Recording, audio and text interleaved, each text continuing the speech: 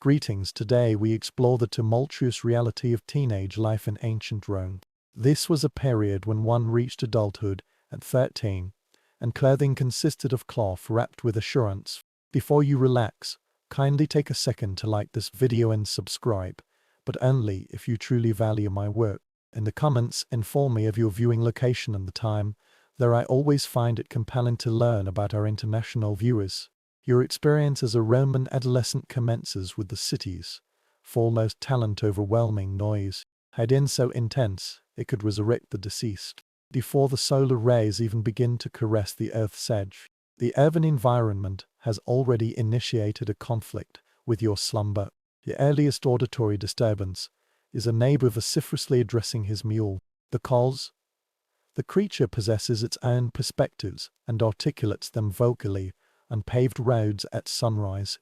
Your eyes remain shut, yet you perceive that this day will embody the Roman essence, characterized by tumult and minor frustrations. For the affluent, awakening occurs in a residence so splendid that even deities might covet its tiled surfaces. However, do not become too at ease. That attractive open-air architecture also transforms your home into a passage for winds adorned with costly items.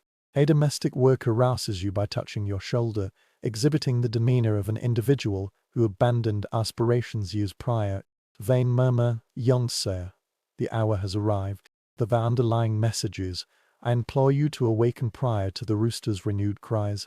For the less privileged, your sleeping arrangements are more adaptable. You occupy a chamber with sufficient brothers and sisters to form a small military unit.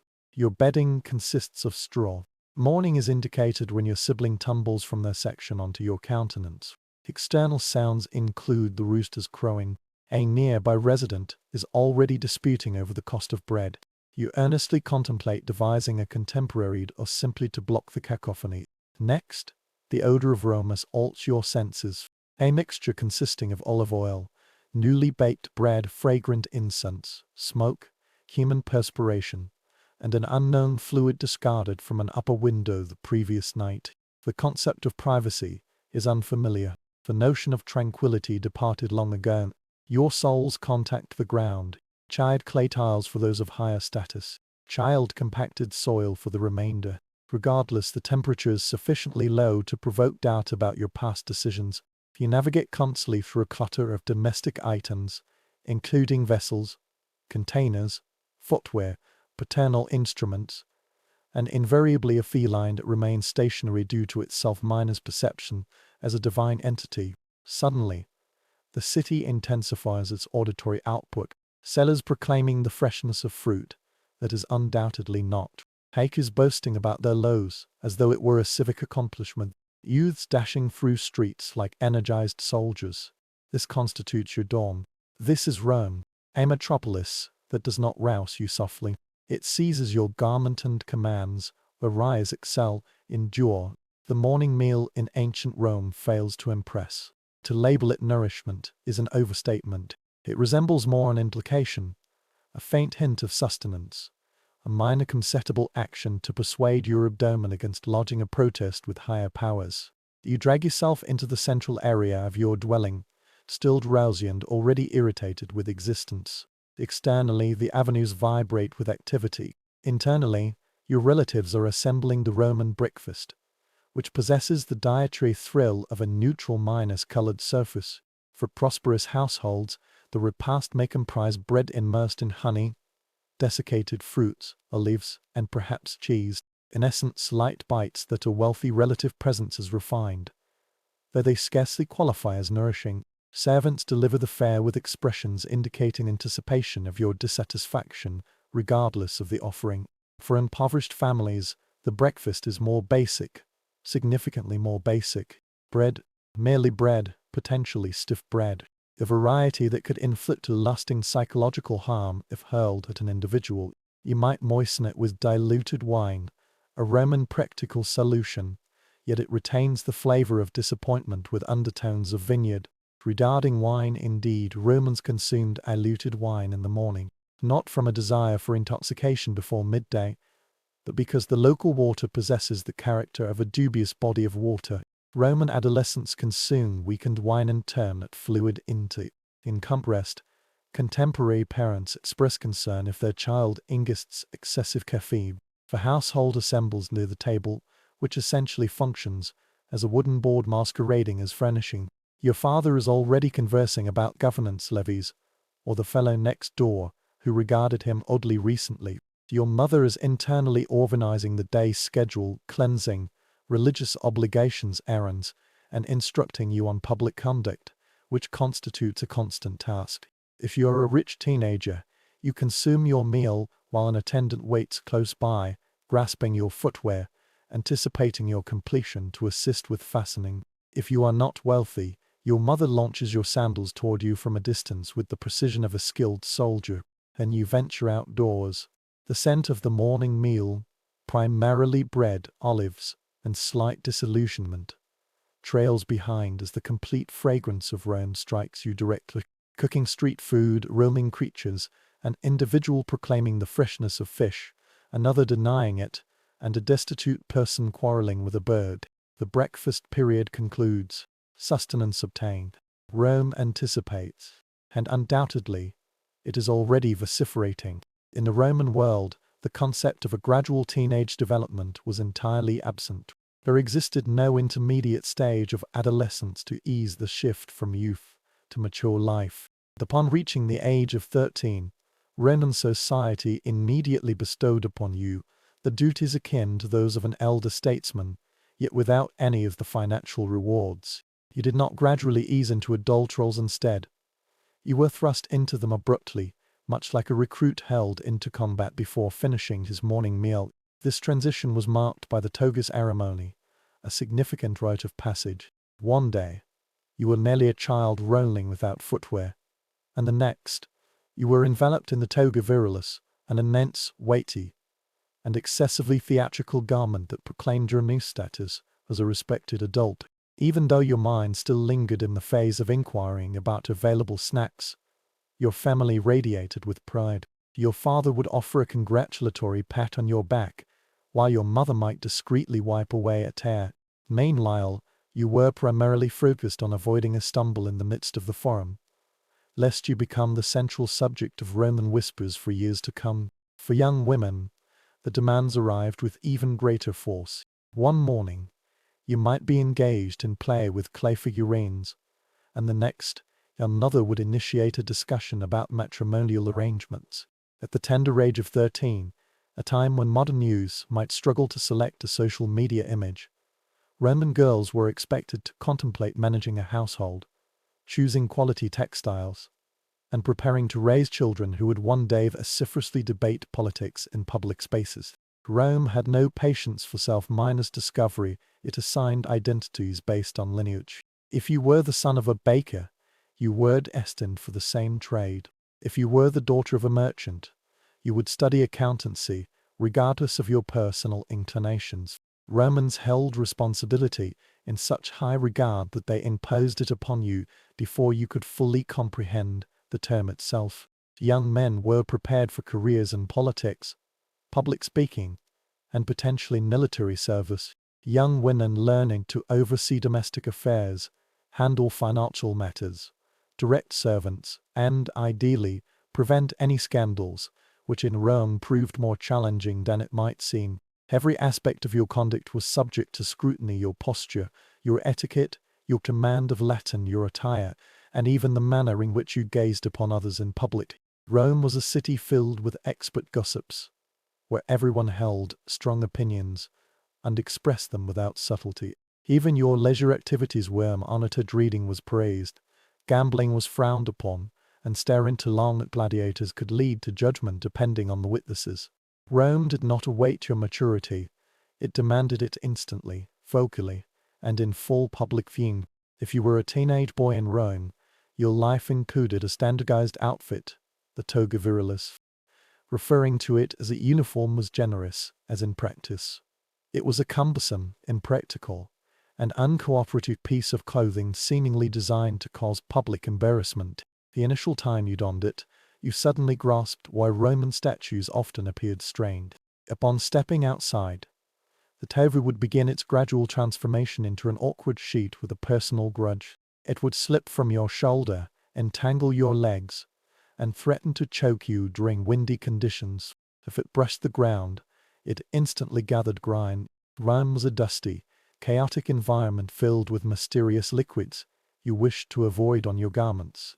Yet, you wore it regardless, as it signaled to the world that you were now a man. Even if you were only 13 and still mastering how to hold it without appearing to wrestle a mythical sea creature. Now that you were officially recognized as an adult in Roman society, your responsibilities accumulated more rapidly than customers in a tavern. Your father promptly decided it was time for you to learn essential skills: rhetoric, philosophy, legal principles, military discipline, and how to greet individuals publicly without bringing shame upon the family. If you made an error, rest assured that someone would loudly point it out. Your daily routine included attending school, which was often a noisy outdoor setting where your teacher insisted on reciting the words of great philosophers, while ignoring the fish vendor shouting nearby. You spent hours copying Greek texts, memorizing speeches, and practicing debates. Romans adored argumentation and trained for it, as athletes train for competition. You learned to dispute everything: politics, poetry, architecture, or whether a friend's haircut appeared foolish, all word-honored topics. After school, you might accompany your father to the forum, the vibrant core of Roman life. There, you observed politics in action: senators lying with conviction, merchants hollering about prices, and public speakers gesticulating so dramatically that they occasionally struck bystanders.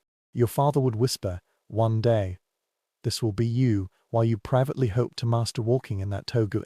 You were also expected to demonstrate Roman virtues such as courage and discipline. This involved physical training, practicing with wooden swords, and learning to march like a small, unimposing soldier.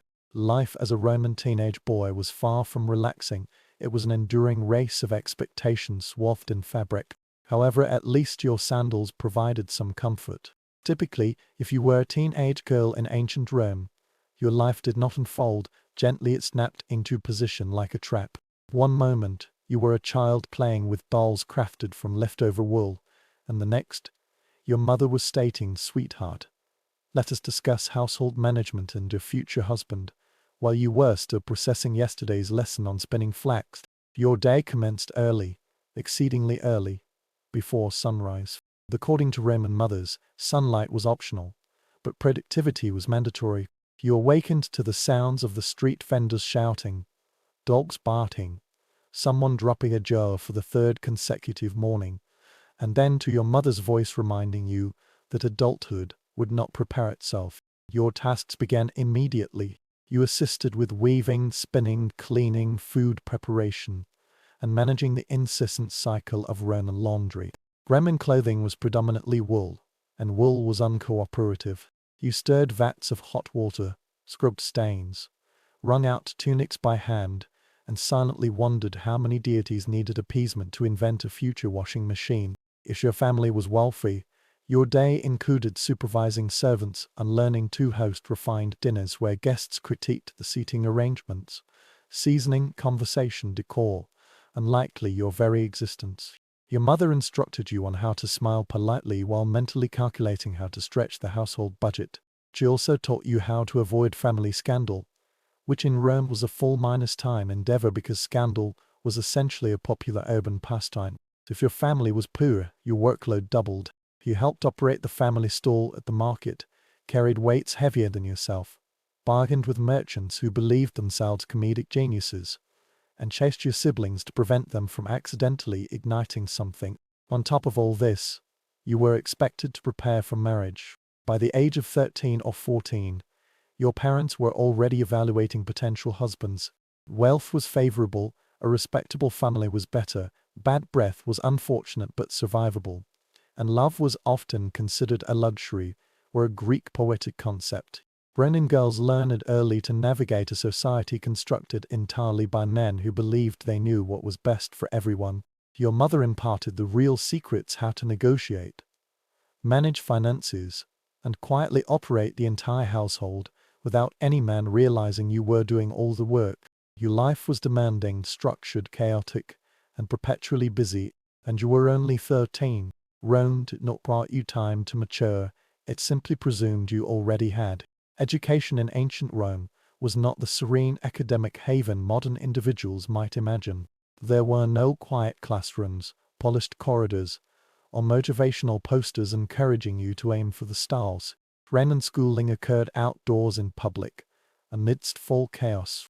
You were essentially attempting to learn philosophy in the middle of a bustling market. Your schooled day began upon arrival at the ludus, which was essentially a small space near a street or marketplace. Your teacher, the illiterator, was already present, bearing the perpetual expression of someone questioning where the gods had cursed him with a career involving adolescents. Your classmates gathered around the instructor, each equipped with a wax tablet, a stylus, and the attention span of a slightly stimulated squirrel. The street was loud, children ran past, merchants yelled about olives, and a stray dog might wander in undecide your wax tablet was a chew toy. Nevertheless, your teacher demanded complete concentration. Your lessons included reading, writing, and basic arithmetic. This sounded simple, except you were learning Greek and Latin simultaneously, because Romans decided their teenagers should suffer academically from two directions at once. You practiced forming letters on your wax tablet while your teacher circulated, correcting your posture, pronunciation, and life choices. Then came rhetoric, Rome's favorite subject. Forget mathematics and science. Romans believed that if you could argue loudly and persuasively while gesturing emphatically, you could succeed anywhere. You began practicing short speeches, introductions, simple debates, and dramatic recitations of poetry. Your teacher insisted that every line be delivered with enough passion to influence the Senate.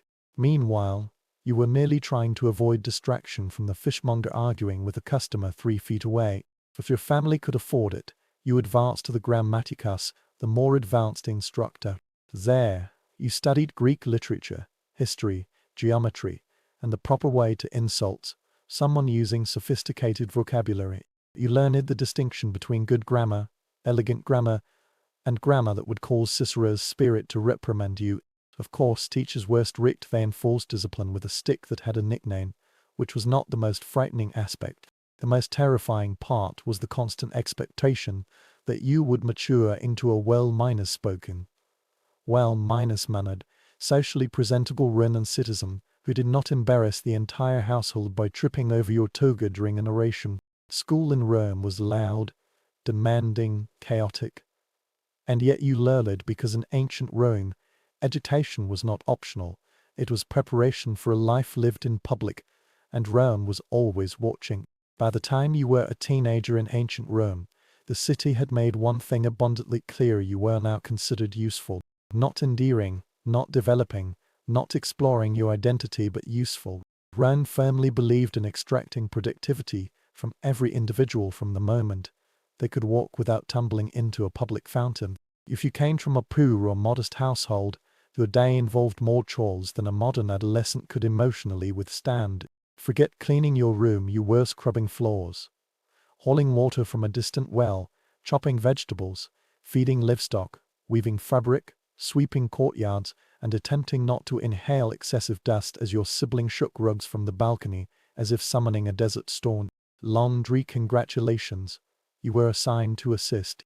And Roman laundry was not mere washing, it was a form of combat. Garments were soaked in tubs, stomped upon, scrubbed with brushes, rinsed, run out, and hung to dry in a process that somehow involved every relative shouting directions simultaneously. Just as you believed you were finished, your mother would appear holding another basket like a displeased deity. If you were a boy, you were likely apprenticed somewhere, perhaps to a blacksmith, where your day consisted of being sweaty, covered in soot, and yelled at by a man who communicated primarily through grunts and hammer strikes. Or maybe you were apprenticed to a potter, where your job was to carry heavy clay and strive desperately not to break anything, because the potter possessed the patience of an exhausted bull. If you were a girl, your apprenticeship occurred within the home. You learned weaving, spinning, cooking, budgeting, storage management, and the ancient Roman art of smiling politely while silently resolving every earner's problems. Your mother trained you like a general preparing a commander. One day, you would manage a household, and she would not permit you to disgrace the family mismanaging the olive oil supply. Meanwhile, wealthy teenagers also had chores. They just involved supervising others performing the actual labor. But trust me, Raymond's supervision was exhausting. You were required to observe, critique, nod wisely at appropriate moments, and pretend to understand accounting while your father lectured you about grain prices. That if you were extremely wealthy, congratulations, you now bore the additional burden of etiquette lessons. Yes, etiquette. You learned how to sip, stand, greet senators, hand object politely, and avoid social transgressions like speaking out of turn or wearing inappropriate sandals to a festival. Regardless of your social class, Rome expected you to contribute.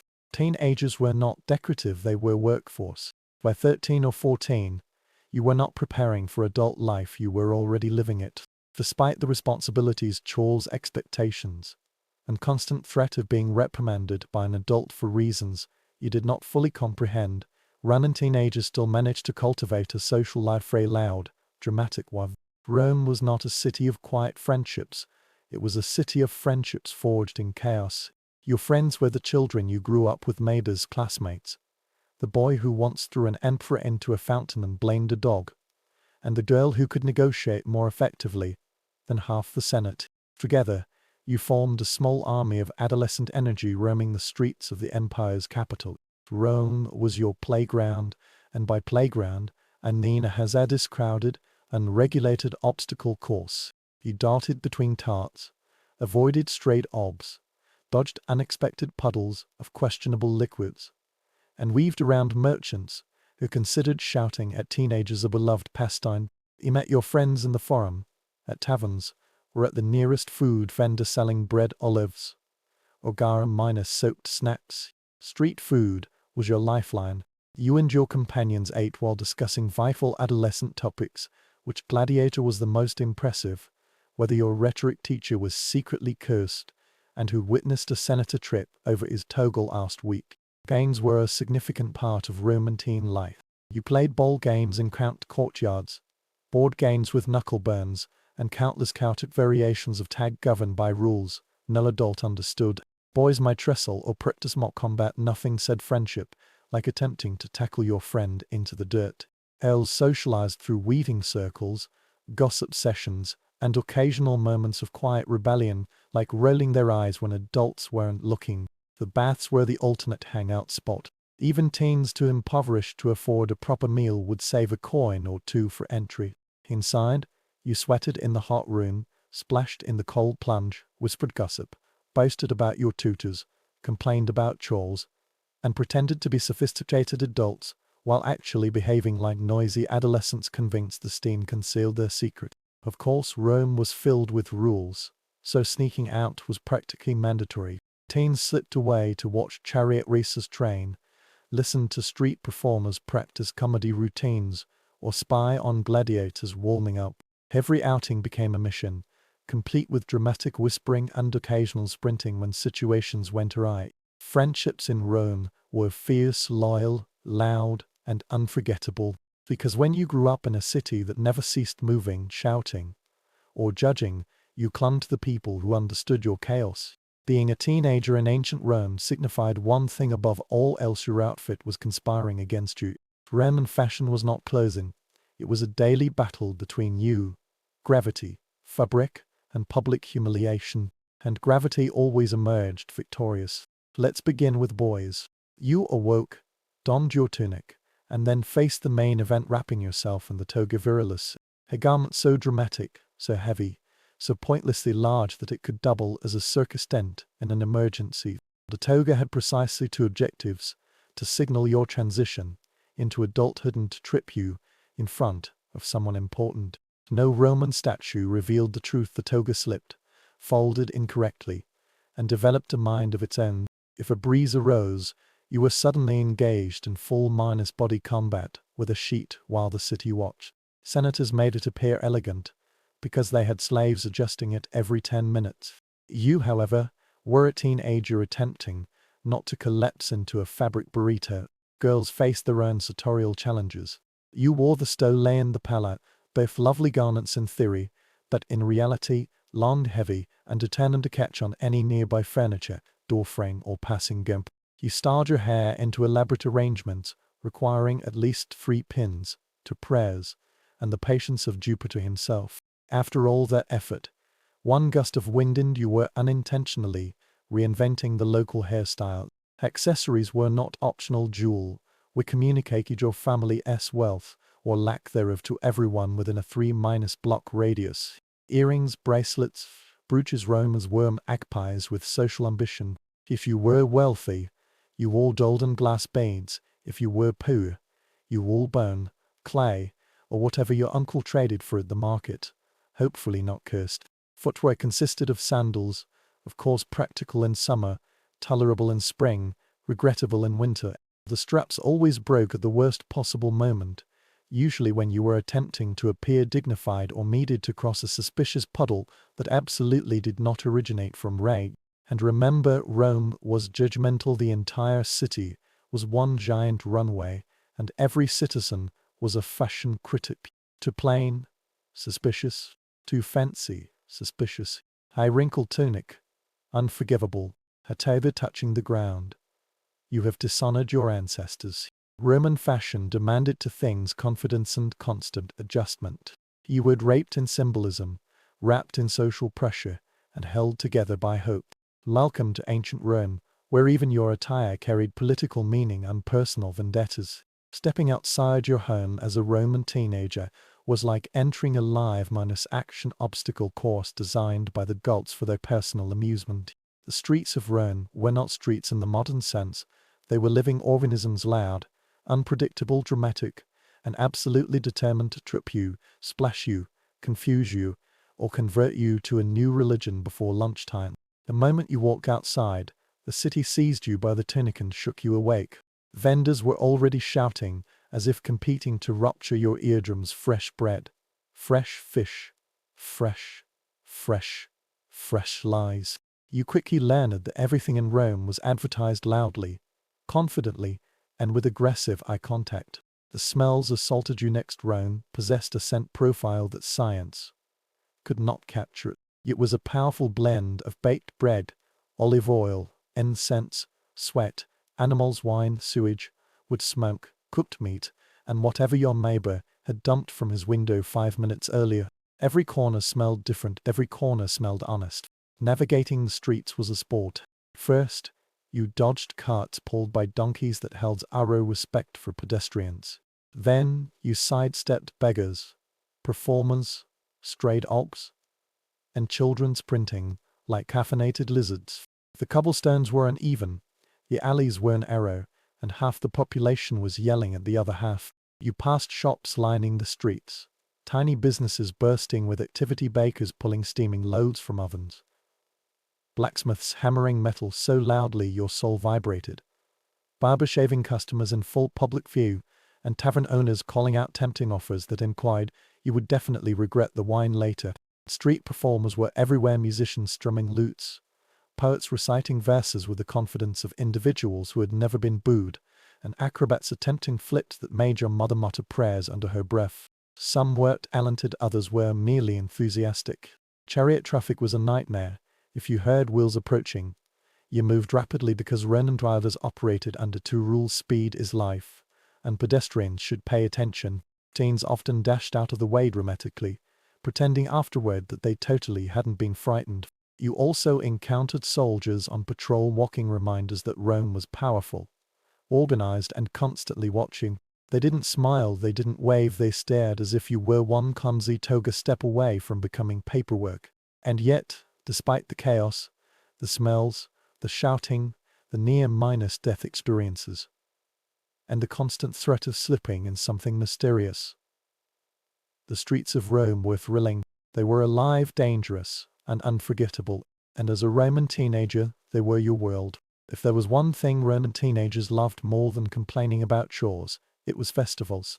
And ancient Rome had an abundance of festivals enough that you sometimes wondered if the entire empire was one mist harvest away from becoming a year-long party with occasional tax collections. Festivals in Rome were loud, chaotic, joyful, reckless, and suspiciously lacking in rules, which meant teenagers adored them. Let's begin with the major one, Saturnalia. For one glorious week in December, Rome turned upside down. Masters served their slaves, families exchanged gifts, gambling became socially acceptable, and teenagers were permitted to behave like overexcited goat herders without adult supervision. You wore bright clothing, shouted in the streets, and consumed enough sweets to question whether the gods had invented diabetes. Then there was Lupercalia, a festival that modern parents would absolutely ban. Teenagers gathered to watch half-minus naked priests dash around the city, striking people with strips of goat hide for fertility. You pretended you were only watching ironically, but deep down, everyone your age found it hilarious, chaotic, and slightly concerning. Floralia was another favorite spring festival brimming with flowers, dancing, theatrical performances, and people acting dramatically despite being completely sober. Teenage girls loved it for the fashion, teenage boys loved it for reasons they denied when parents inquired. Every festival featured food stalls, performers' music, and the ancient Roman version of carnival chaos. You wandered the streets with your friends, eating honey cakes or roasted nuts while street magicians performed tricks that definitely involved cheating but were entertaining nonetheless. You watched actors perform body comedies in masks, so exaggerated they could haunt your dreams. Acrobats flipped, musicians played, people danced with abandon. Rome became a playground. The festivals weren't the only entertainment. The Colosseum and amphitheaters were magnets for teenagers. You and your companions sneaked away to watch gladiators train, muscular warriors practicing with wooden swords while you pretended you were there for educational purposes. The energy, the cheering, the drama, it was addictive. Your mother claimed the games were too violent. Your father said they were culturally important. You insisted you were merely interested in the strategy. Then there was the Circus Maximus, home of chariot racing, the ancient equivalent of Formula One mixed with MMA.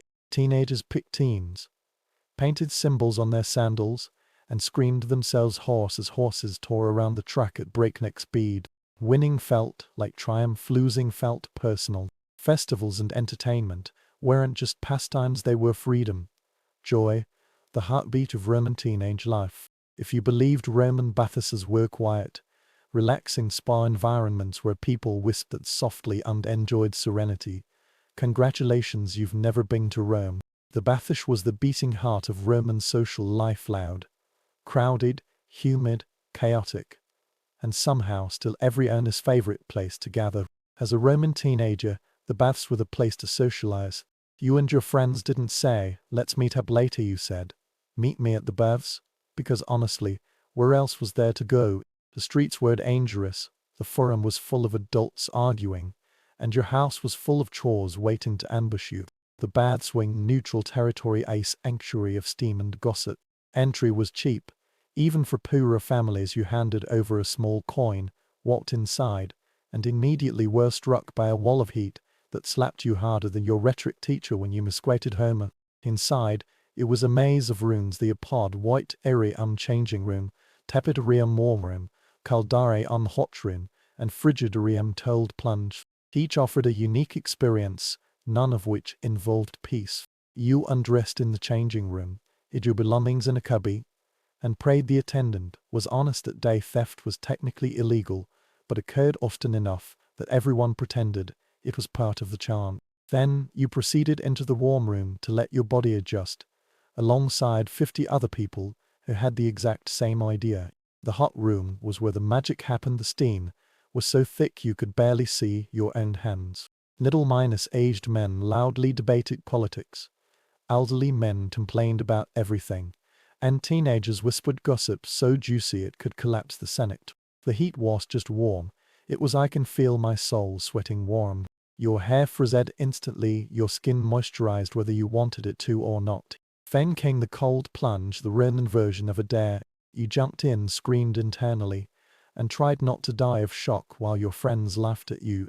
The water was colder than the expression your mother gave you when you attempted sarcasm. Between dips, you ate snacks, chatted, complained about school, admired gladiator posters carved into the walls, and pretended you weren't staring at attractive individuals from afar.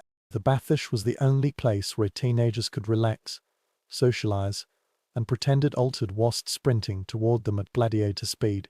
The baths weren't just about hygiene, they were therapy. Community, the ancient Roman version of a mall gym, cafe and gossip hub all fused into one glorious, sweaty building. If you believed modern parents had high expectations, ancient Roman parents would like to have a word. In Rome, family expectations struck you with the force of a runaway chariot, and there was absolutely no escape. You were a teenager, yes, but Rome did not care. Rome believed you were ready, mature, capable, and responsible despite overwhelming evidence to the contrary. Your family didn't just hope you would succeed, they expected it. Because Rome was a society built entirely on reputation. Your family's honor mattered more than your comfort, feelings, ambitions, or the fact that your toga was currently attempting to kill you. If you were a boy, your father set you down for the talk, not the modern version, the Roman version. It proceeded something like this: son, you must bring honor to the family. Train your mind, train your body, learn the law, study rhetoric, observe the forum, and stop slouching, the neighbors can see. Then he gestured dramatically toward the horizon, as if the gods themselves were taking notes. Your mother listened nearby, nodding as if signing off for your future resume. She reminded you that your behavior reflected on the entire household, how you walked, spoke, ate, greeted people, and even breathed in public must be executed with the calculated skill of a miniature senator. If you were a girl, the pressure was even more intense. Your mother took over your training like a general preparing a commander. You had to learn to manage a household with smooth efficiency budgeting, supervising servants, weaving, cleaning, organizing storage, managing guests, maintaining religious rituals, and ensuring the family had sufficient olive oil to survive the next decade. And then there was marriage, not a distant idea, but an active project underway before you had even determined whether you preferred poetry or chariot races. Your parents strategized the alliances, dowries, and which potential husband had the fewest suspicious rumors attached to him. He sat quietly, nodding politely, while internally screaming. Roman families expected discipline, modesty, achievement, and obedience. They expected you to act with the composure of a 40-5-year-old politician while still shaking sand from your sandals from yesterday's street games. There was no teenage rebellion in Rome, not because teenagers didn't feel rebellious, but because rebellion concluded with a 3-hour lecture on honor, duty, ancestors, Jupiter, and why your behavior might cause a drought. Rome didn't simply raise teenagers, it forged them under pressure, under expectations, under the watching eyes of the entire neighborhood. For all its politics, noise, and questionable aromas, ancient Rome still possessed one universal constant: teenagers developing dramatic crushes that could power an entire amphitheater.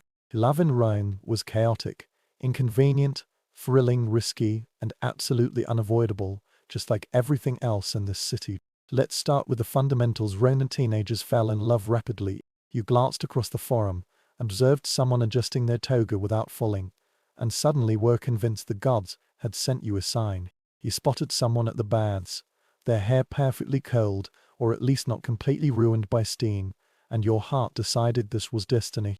Never mind that you had never spoken to them, details could be sorted out later. Your friends were no help. Of course they encouraged everything. You should talk to them.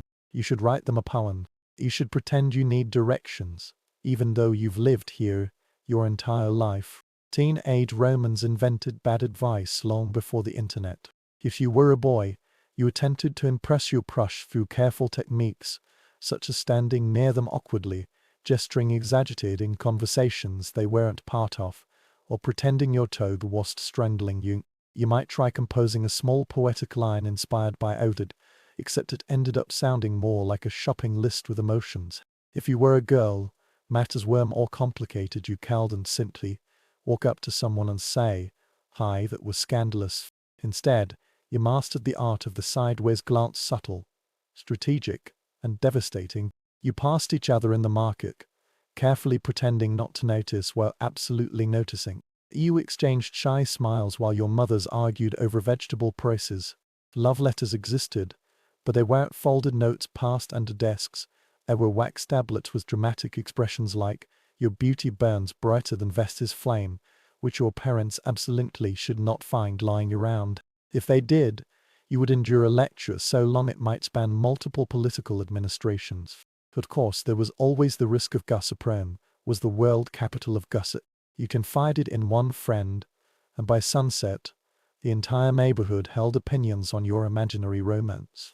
Senators gossiped, bakers gossiped, even the stray dogs probably gossiped, and yet love persisted despite the rules, despite the toga malfunctions, because even in a city obsessed with duty and honor, Roman teenagers discovered methods to feel everything intensely, to hope, to dream, to flirt badly, and to imagine futures far grander than the walls of their family home. In Rome, love was private. It was art, drama, survival, and occasionally a complete disaster. By the time you reached your late teens in ancient Rome, the city had already determined your fate, not asked, determined. Rome did not await yourself minus discovery, passion minus finding, or figure minus things minus out phase. Rome believed all of that belonged in Greek philosophy classrooms, not your life. You were expected to step into adulthood with the confidence of someone who knew what they were doing, despite the fact that you absolutely did not. If you were a boy, adulthood arrived with a thud. Suddenly, your father dragged you to the forum and began introducing you to individuals you had never met, but were somehow supposed to impress: senators, merchants, magistrates, all offering advice you hadn't requested. One patted your shoulder and stated, "You must uphold Roman values," and you nodded politely, even though you still panicked when your toga folded incorrectly. Your future was a buffet of responsibility: law, politics, military service, or taking over the family business.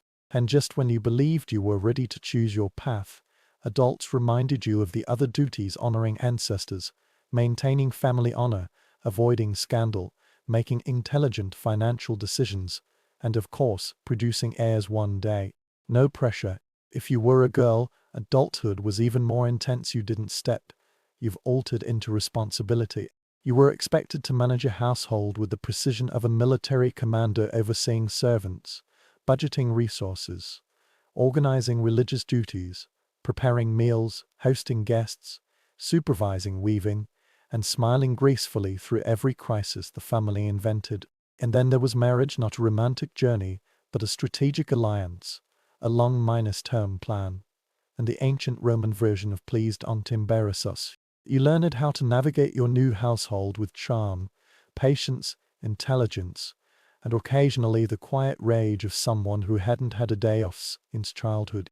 Everyone watched you, everyone judged you, everyone expected greatness, or at least competence, which in Rome was practically the same thing. But here's the surprising part: as overwhelming as adulthood was, Roman teenagers adapted. They rose to the challenge. Yes, they complained quietly. Yes, they panicked internally. Yes, they occasionally wished Jupiter would grant them a break.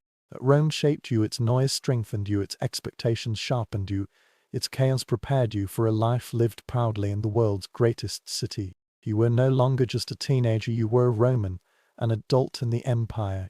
Ready or not, Rome marched forward, and you marched with it. In the 12th century, Europe witnessed the emergence of one of its most peculiar cultural phenomena: courtly love. This was a system where passionately, hopelessly, and mathematically disastrously loving someone unattainable wasn't a moral failure, but a social accomplishment. Medieval aristocrats essentially created a loophole to the commandment against adultery, or someone intensely, but never physically touched them. It was romance celebrated to a philosophical sport, complete with rules, rituals, and an alarming number of poems penned by men who likely hadn't bathed since the last religious holiday. The very heart of courtly love was its foundation and impossibility. The idealized woman was almost always married, typically to a powerful, older man who viewed poetry as suspiciously French and therefore threatening. That this obstacle wasn't a flaw, it was the essential mechanism. "I love you" could easily possess, could never be noble. "I love you" could never have, that was perfection. Medieval poets insisted the purest love was the kind that remained unfulfilled, the kind that tortured you politely while you composed verses about a woman who might not even know your name. This form of romance demanded performance. The knight wasn't supposed to actually seduce the lady that would be crude. Instead, he was meant to worship her as an earthly angel, the moral compass of his very soul. He might carry her oaken into battle ribbon, and glove, or a piece of fabric she definitely didn't know he had taken. He would proclaim his loyalty to her in song, in tournaments, even in front of her husband, who was often, unfortunately, the one funding the event. The lady had her own role to play. She was expected to inspire virtue, correct the knight's behavior with polite cruelty, and reject him with enough grace to make him love her even more. Her job, essentially, was to remain unattainable while pretending to appreciate the effort. In a world where noble women had limited direct power, this bizarre romantic system accidentally granted them a new kind of influence, the power to make men compete, suffer, improve, or commit acts of mild poetic madness. Thus, from its inception, courtly love wasn't about physical intimacy. It was about longing, weaponized longing, a socially approved heartbreak, a nobleman's excuse to stare at someone else's wife and call it philosophy. To comprehend courtly love, one must understand the role of the medieval noblewoman, or rather, the myth constructed around her. In theory, she was the moral north star of the entire aristocratic universe, pure, elegant, wiser than Aristotle, and blessed with an emotional intelligence that could transform a violent knight into a gentleman with a single glance. In reality, she was usually a practical, politically savvy individual managing estates, marriage alliances, household finances, pregnancies, and the occasional plague outbreak. That medieval poets were not writing about real women, they were writing about the lady, a fictional creature who existed almost entirely in their imagination and occasionally in their saddlebags as an embroidered handkerchief. The pedestalizing was dramatic. Poets described their chosen lady as someone whose beauty could soften the wrath of God, whose smile could tame lions, and whose voice could heal wounds. Real noble women, meanwhile, were busy ensuring the grain harvest wasn't stolen by bandits. In this romantic fantasy, the woman was a divine force, a muse, a judge, a source of spiritual enlightenment, not so much human as symbolic. The lady also became an extremely convenient excuse. Knights claimed that fighting harder in battle wasn't for glory or loot, but for her. Their bravery, courtesy, even their personal hygiene were supposedly in service to a woman they were forbidden to touch. If a knight behaved badly, poets insisted it was because he lacked a guiding lady. If he behaved well, it was because a lady had inspired him. Medieval women were apparently responsible for everything except the weather. That life on a pedestal had its drawbacks. A noble woman being worshipped by a knight who wasn't her husband walked a tightrope. If she encouraged him too much, she risked accusations of adultery. If she rejected him too harshly, she violated the rules of courtesy. She had to gently decline his advances while allowing him to continue the emotional melodrama that fueled his poetry. Think of it as the medieval equivalent of managing a persistent admirer while maintaining a spotless reputation, except the admirer showed up in chainmail reciting metaphors about your eyebrows. Yet despite the absurdity, this idealization gave noble women an unexpected social gravity. In a society that rarely allowed women direct power, being placed on a pedestal, even an imaginary one, could tilt the world ever so slightly in their favor. If the noble woman was placed on a pedestal, the medieval knight positioned himself somewhere far less dignified, usually on his knees, swearing eternal loyalty to someone who could end the entire affair with a single raised eyebrow. In courtly love, the knight's devotion wasn't casual admiration, it was a full Minestein, a notional occupation, complete with rituals, vows, and a level of dramatic suffering that modern audiences would classify as unpaid theatre. The knight began by selecting a lady, ideally someone married, socially superior, and as unavailable as humanly possible. This was not a bond, it was the defining feature. If love was too easy, it wasn't noble. A married woman ensured the knight's desire remained distant, painful, and, most importantly, excellent material for poetry. He wasn't supposed to win her, he was supposed to long for her in a state of dignified, courteous agony. He then pledged total obedience to her, which was extremely convenient for poets and extremely awkward for husbands. His vows resembled a strange blend of religious devotion and personal melodrama. He promised to defend her honor, follow her commands, improve himself morally, and if necessary, die gloriously in her name. Ideally, he would avoid actual death, but the threat of it made the whole endeavor more poetic. This devotion manifested in everyday life. A knight might carry her colors a ribbon, a scarf, a piece of fabric she never actually gave him, but which he claimed as a sacred relic. He might perform exceptionally in tournaments, and then publicly declare that his victory belonged entirely to her. If he lost, he blamed himself for failing to be worthy. A surprisingly large number of medieval emotional crises involved knights apologizing to their ladies after being knocked off a horse at high speed. Longing became a lifestyle. A knight in the courtly love tradition was supposed to be constantly on the brink of emotional collapse, sighing dramatically, composing verses, and gazing pensively at the horizon as if awaiting divine permission to merely speak with a woman who inspired all this misery. Was it love? Was it self-inflicted emotional chaos? Was it a medieval version of fan culture, where the lady didn't know she had a fan club? Perhaps a little of all three, but the suffering was essential. Pain proved depth, restraint proved virtue, and the impossible, forbidden, irresistible distance between knight and lady was what kept the entire system alive. Courtly love didn't just happen, it came with rules, an entire unwritten constitution, dictating how a knight could adore a woman without accidentally sparking a scandal large enough to start a feud. Medieval poets and intellectuals treated these rules with a seriousness usually reserved for state treaties or papal decrees. If modern dating had half the structure, most people would need a lawyer just to send a text message. The most famous rulebook came from Andreas Capellanus, a 12th-century cleric whose job apparently included documenting the romantic delusions of the aristocracy. His treatise, De Amore on Love, laid out dozens of principles for how noble love was supposed to function.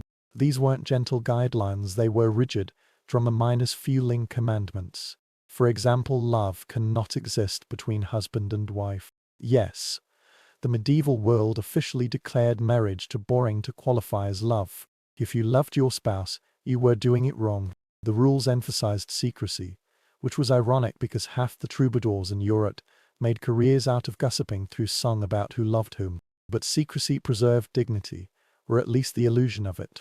A knight's devotion had to be private enough to avoid scandal, yet public enough to elevate his social reputation, quite a tightrope for someone wearing 70 pounds of metal.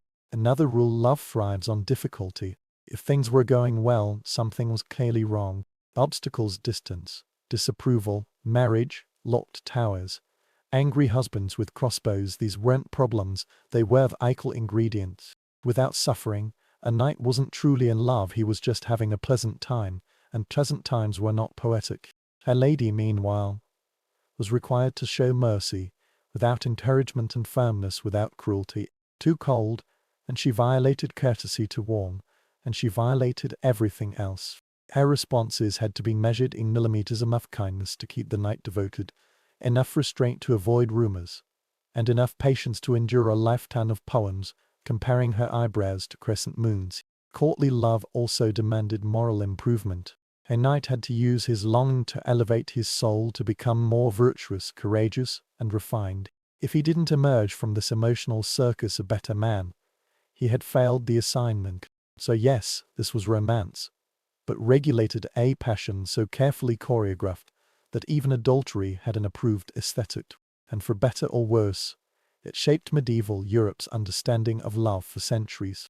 If courtly love was a cultural fire, then troubadours were the ones running around Europe with torches, happily setting more things ablaze. These poet-musicians of southern France took the raw emotional chaos of noble longing and turned it into the medieval equivalent of chart-stopping hits. Imagine a world where every popular song is about someone's hopeless crush on a married noble woman that was 12th-century Provence. A troubadour's job was part poet, part performer, part gossip columnist. They composed elaborate verses about knights who adored ladies they could never touch and ladies who inspired knights by refusing to touch them. Their lyrics elevated yearning into an art form. A single sigh from a lady could fuel an entire ballad, a glance from her could fill a whole album. That if she actually spoke a sentence to the knight, congratulations, that was basically an emotional Grammy. Troubadours helped spread the ideology of courtly love across Europe. Their songs traveled from castle to castle, sometimes carried by the troubadours themselves, sometimes by knights who memorized them, and sometimes by princesses who brought the tradition north when they married foreign kings. Eleanor of Aquitaine, Queen of France and then Queen of England, was the Beyoncé of courtly love promotion. Thanks to her, the entire aristocracy became hooked on the idea that the highest form of love was essentially structured emotional torment. But troubadours didn't just entertain, they shaped reputations. A knight could commission a poet to celebrate his devotion and evil strategy. A lady could gain social prestige through songs praising her beauty and virtue. On the flip side, a poorly written poem could cause trouble. The troubadour who hinted too strongly at a noblewoman's secret admirer could spark rumors, feuds, or, in extreme cases, warfare. Nothing says romantic tension like the risk of accidentally starting a regional conflict. The poetry itself often exaggerated reality to mythical proportions. The knight became a flawless hero, the lady became a goddess, the husband became an obstacle with a very unfortunate personality. Troubadours used metaphor like seasoning generously, dramatically, and sometimes nonsensical lie. Their lady's hands were whiter than milk, her eyes were bright as swords, her heart was fortified like a strong castle. Real women probably just wanted to supervise their servants in peace. Yet the power of these performers was undeniable. They turned longing into entertainment, secrecy into spectacle, and personal heartbreak into a collective cultural obsession. Without troubadours, courtly love would have remained a niche hobby. With them, it became Europe's most fashionable madness. To understand why courtly love became so wildly popular, you need to understand medieval marriage, or rather the stunning lack of romance inside it. Marriage among the nobility was not about emotion, it was about property, alliance, heirs, and ensuring your neighbor didn't invade you. Let's bring. Feelings were, at best, irrelevant, at worst, the liability. From the moment a noble child was born, then marriage was essentially prime-inus decided. Families negotiated matches like chess moves. A daughter might be engaged at age 3, married at 12, and run in a household before she could legally drink medieval wine without supervision. Her personal preferences were not part of the negotiation. Her future husband's personality was also not part of the negotiation. If he happened to be twice her age, emotionally unavailable, permanently grumpy, or built like a warrior, that was simply her new reality. For men, the situation wasn't much more romantic. A knight might dream of adventure, glory, or a noble woman who actually smiled at him. Instead, he was told to marry whoever brought the best land deal. Marital affection could happen, of course, but no one counted on it. That was something you got lucky with, like finding an unraided grain store or surviving an arrow wound. So into this emotional desert strode courtly love, a system where nobles were allowed, even encouraged, to feel something as long as it wasn't for their actual spouse. Adultery itself was still officially forbidden, but emotional adultery, that was practically a pastime. A woman could admire a knight who wasn't her husband. A knight could replace marital duty with devotional longing, and all of this was considered culturally refining rather than messy. Courtly love, in a strange way, was the pressure valve of the aristocracy. It made emotional life interesting again. It created drama, excitement, purpose. A noble woman whose marriage was politically necessary rather than fulfilling could enjoy admiration without breaking social rules. A knight stuck in a political marriage could pour his yearning into someone idealized rather than someone chosen for dowry calculations. The contradiction was astonishing. Medieval society publicly condemned adultery while privately glamorizing a romantic system built entirely around wanting someone you were not allowed to have. But the truth is simple: courtly love existed precisely because medieval marriage almost never involved romance. When your spouse is assigned like a feudal tax, longing finds someplace else to go, preferably towards someone who makes better poetry. For a system built entirely around desiring someone you weren't supposed to touch, courtly love tiptoed suspiciously close to actual adultery. So close, in fact, that whole armies of clergy, nobles, and irritated husbands spent centuries arguing about where the line was. The official rule was simple: courtly love must remain pure, untouched, unsullied, wonderfully impossible. The unofficial reality: let's just say that plenty of medieval couples treated the rules as creative guidelines. The whole system rested on a fascinating medieval skill: pretending. A knight could swear lifelong devotion to another man's wife, as long as he did so in polished poetry rather than in a dark corridor. A lady could accept his admiration as long as she maintained a tone that said, "I adore your devotion," not, "Meet me behind the dovecot." In theory, it was emotional theatre without physical consequences. But humans are humans, even in the 12th century, and a knight writing 14 poems about a woman's hair was not always satisfied with metaphor.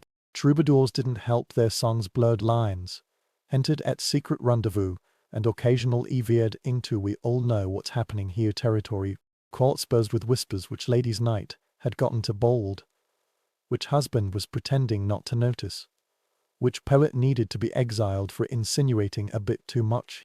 The fact that so many romances ended with "we will never consummate this love" should tell you everything about how often the opposite occurred. The church, predictably, hated all of it. Carrots warned that even loving someone in the heart only was a spiritual threat like adultery, performed entirely with sighs. They preached sermons condemning lust disguised as nobility, and accused troubadours of spreading moral decay through catchy melodies. Meanwhile, nobles attended these sermons while wearing their lady's ribbon on their sleeve. Husbands had the hardest time. Publicly, they had to act dignified. Courtly love was trendy after all. Privately, many were furious. Medieval law codes are full of suspicious references to jealous husbands, sudden duels, and cases where a knight accidentally fell out of a window. At the same time, being admired by a famous knight elevated a lady's household prestige, so most husbands swallowed their pride and hoped their wife, courtly admirers stayed in the poetic suffering stage, rather than the actual risk minus scandal stayed. Courtly love balanced on a knife's edge of that must look adulterous without becoming adulterous, must inspire desire without fulfilling desire, must burn brightly without catching anything on fire, and somehow, against all logic, it worked most of the time. For something supposedly pure and elevating, courtly love had a spectacular talent for causing absolute chaos. Knights fell in love with the wrong women, kings grew suspicious, troubadours spread rumors, and occasionally the entire system escalated into political crisis, open warfare, or a papal meltdown. This was not just poetry, this was geopolitics with better metaphors. Take the famous case of Eleanor of Aquitaine, patron saint of complicated romance. Her courting poetry became the medieval equivalent of a romantic think tank, filled with troubadours inventing new definitions of love, ladies debating romantic ethics, and noblemen practicing chivalry with an enthusiasm that made husbands nervous. Some historians argue that these games of flirtation and song contributed directly to tensions that tore apart her marriage to Louis VII. When a queen uses emotional devotion as political leverage, Europe pays attention. Or consider Marie de Champagne, who turned courtly love into a moral courtroom. She presided over love trials where nobles debated theoretical romantic dilemmas like, can a lady love two men at once? These were intellectual exercises, yes, but they shaped attitudes about loyalty, adultery, and power. Ideas have consequences, especially when whispered into royal ears. Then there were the battles sparked by actual physical affairs disguised under the elegant banner of courtly devotion. More than one knight died defending a lady's honor, or at least defending the rumor that he was defending her honor.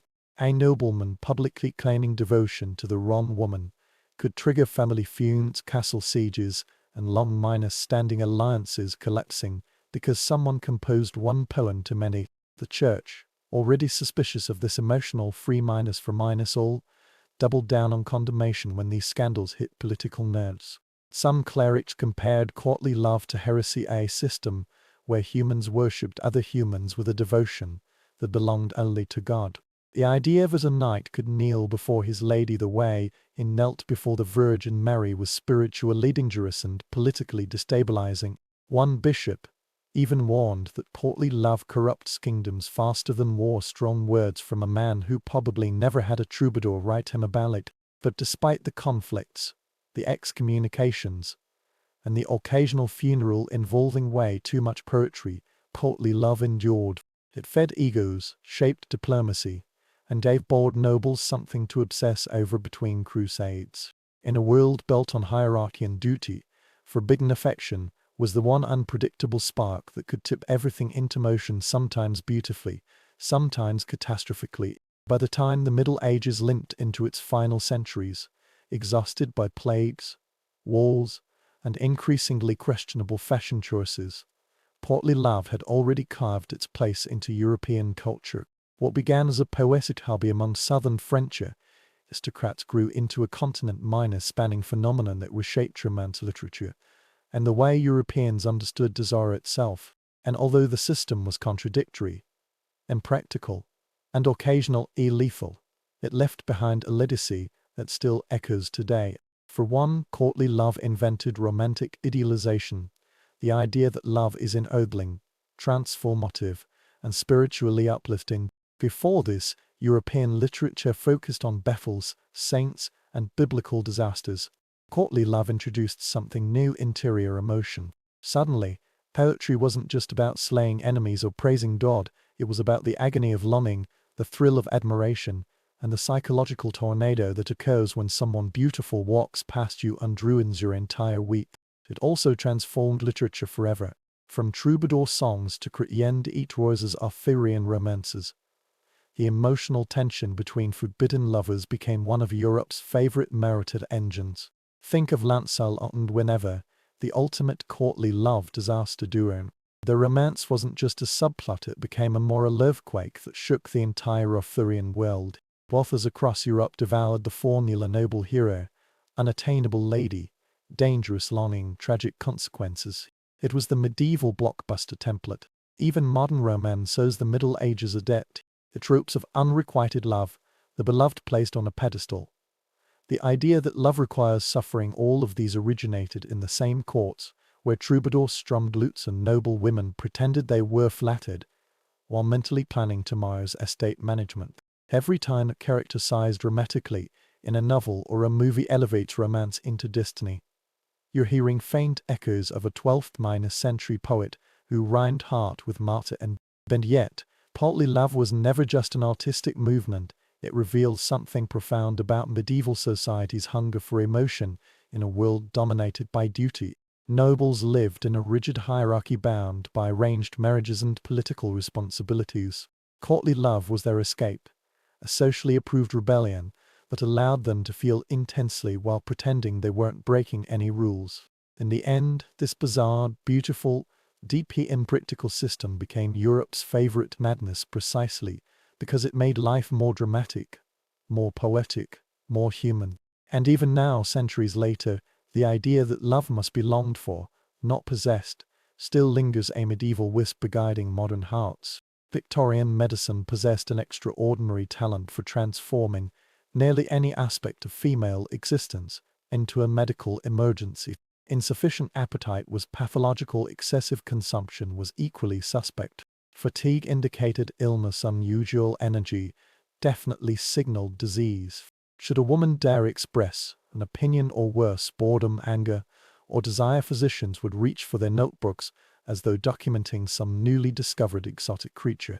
While the era produced genuine scientific advances, it simultaneously generated an astonishing catalogue of fabricated female disorders that would be comical had they not been ruthlessly employed as instruments of social control. The most infamous of these inventions was hysteria. According to Victorian physicians, its triggers were limitless excessive intellectual activity, insufficient mental stimulation, equestrian exercise, novel reading, reluctance toward motherhood, excessive maternal desire, or merely existing in poorly ventilated rooms. Hysteria became medicine's Swiss Army knife diagnosis that explained everything, thereby explaining nothing.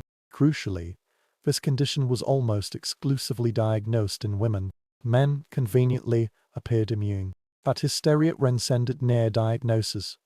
It became a framework for medicalizing female personality, emotion, frustration, and desire. A woman depressed by her lack of legal rights was hysterical. A woman angered by being treated as decorative furniture was hysterical. The expression of sexual desire wasn't natural human behavior, but pathological deviation. Thus, physicians deployed their trusted arsenal: sedation, isolation, electrotherapy, cold baths, wrist cures, and enough laudanum to tranquilize a horse. Victorians adored the veneer of scientific legitimacy, rather than acknowledging that female distress might originate in social oppression-wrapped marriages, educational deprivation. They transformed suffering into tidy medical labels. The more scientific the terminology sounded, the easier it became to ignore underlying injustices. Hysteria enabled male rationality, silenced female voices, and justified social control. Most pernicious lie, these diagnoses often concealed deeper truths. Desire itself became medicalized malfunction. If a woman experienced intimacy or pleasure, physicians treated it as a fever requiring cooling, a flame demanding extinction. To a society obsessed with moral purity and female obedience, diagnosis became the perfect tool for social policing. Victorian medicine didn't merely treat imaginary illnesses, it actively manufactured them, with countless women paying the price for symptoms they never truly possessed. To comprehend Victorian medicine, one must recognize it wasn't merely healthcare, but morality wearing a stethoscope. Physicians weren't simply diagnosing disease, they were enforcing an entire worldview. They believed society depended on delicate threads of purity, obedience, and rigid gender roles. If women disturbed these threads, civilization might unravel like an inexpensive corset. Thus, medicine became a weapon not necessarily intentionally cruel, but catastrophically confident in its social mission. Victorian doctors perceived themselves as guardians of social order. They conceptualized women as naturally fragile, emotionally volatile, and constitutionally unsuited for stress, a convenient conclusion that justified blaming women for nearly everything while excluding them from meaningful participation. Female desires for education, independence, or bodily autonomy were deemed morally dangerous and therefore medically perilous. Thus they invented diagnoses to match. The concept of degeneracy became particularly fashionable. This wasn't a genuine medical condition but a social fear and anxiety that modern life was corrupting morality, with female desire serving as the primary symptom of societal collapse. A woman who read excessively risked moral over minus excitement. A woman who enjoyed physical exercise risked masculinization. A woman who spoke freely risked mental derangement. Every action became a potential slide into decay. Doctors connected morality to biology with astonishing assurance. Claiming female personality was governed by the reproductive system. Sadness indicated uterine acting up. Anxiety suggested uterine misalignment. Anger implied a wandering uter, a say theory outdated even by ancient Greek standards, that somehow enjoyed Victorian resurrection. The era demonstrated particular anxiety regarding female sexuality. Desire was portrayed not as natural, but dangerous, safe, escapable of corrupting society, destroying marriages, and weakening masculine vigor. Physicians wrote solemn warnings that female pleasure could cause madness, infertility, or moral decay. They recommended sedation, cold baths, and strict supervision to protect both women and society from their own impulses.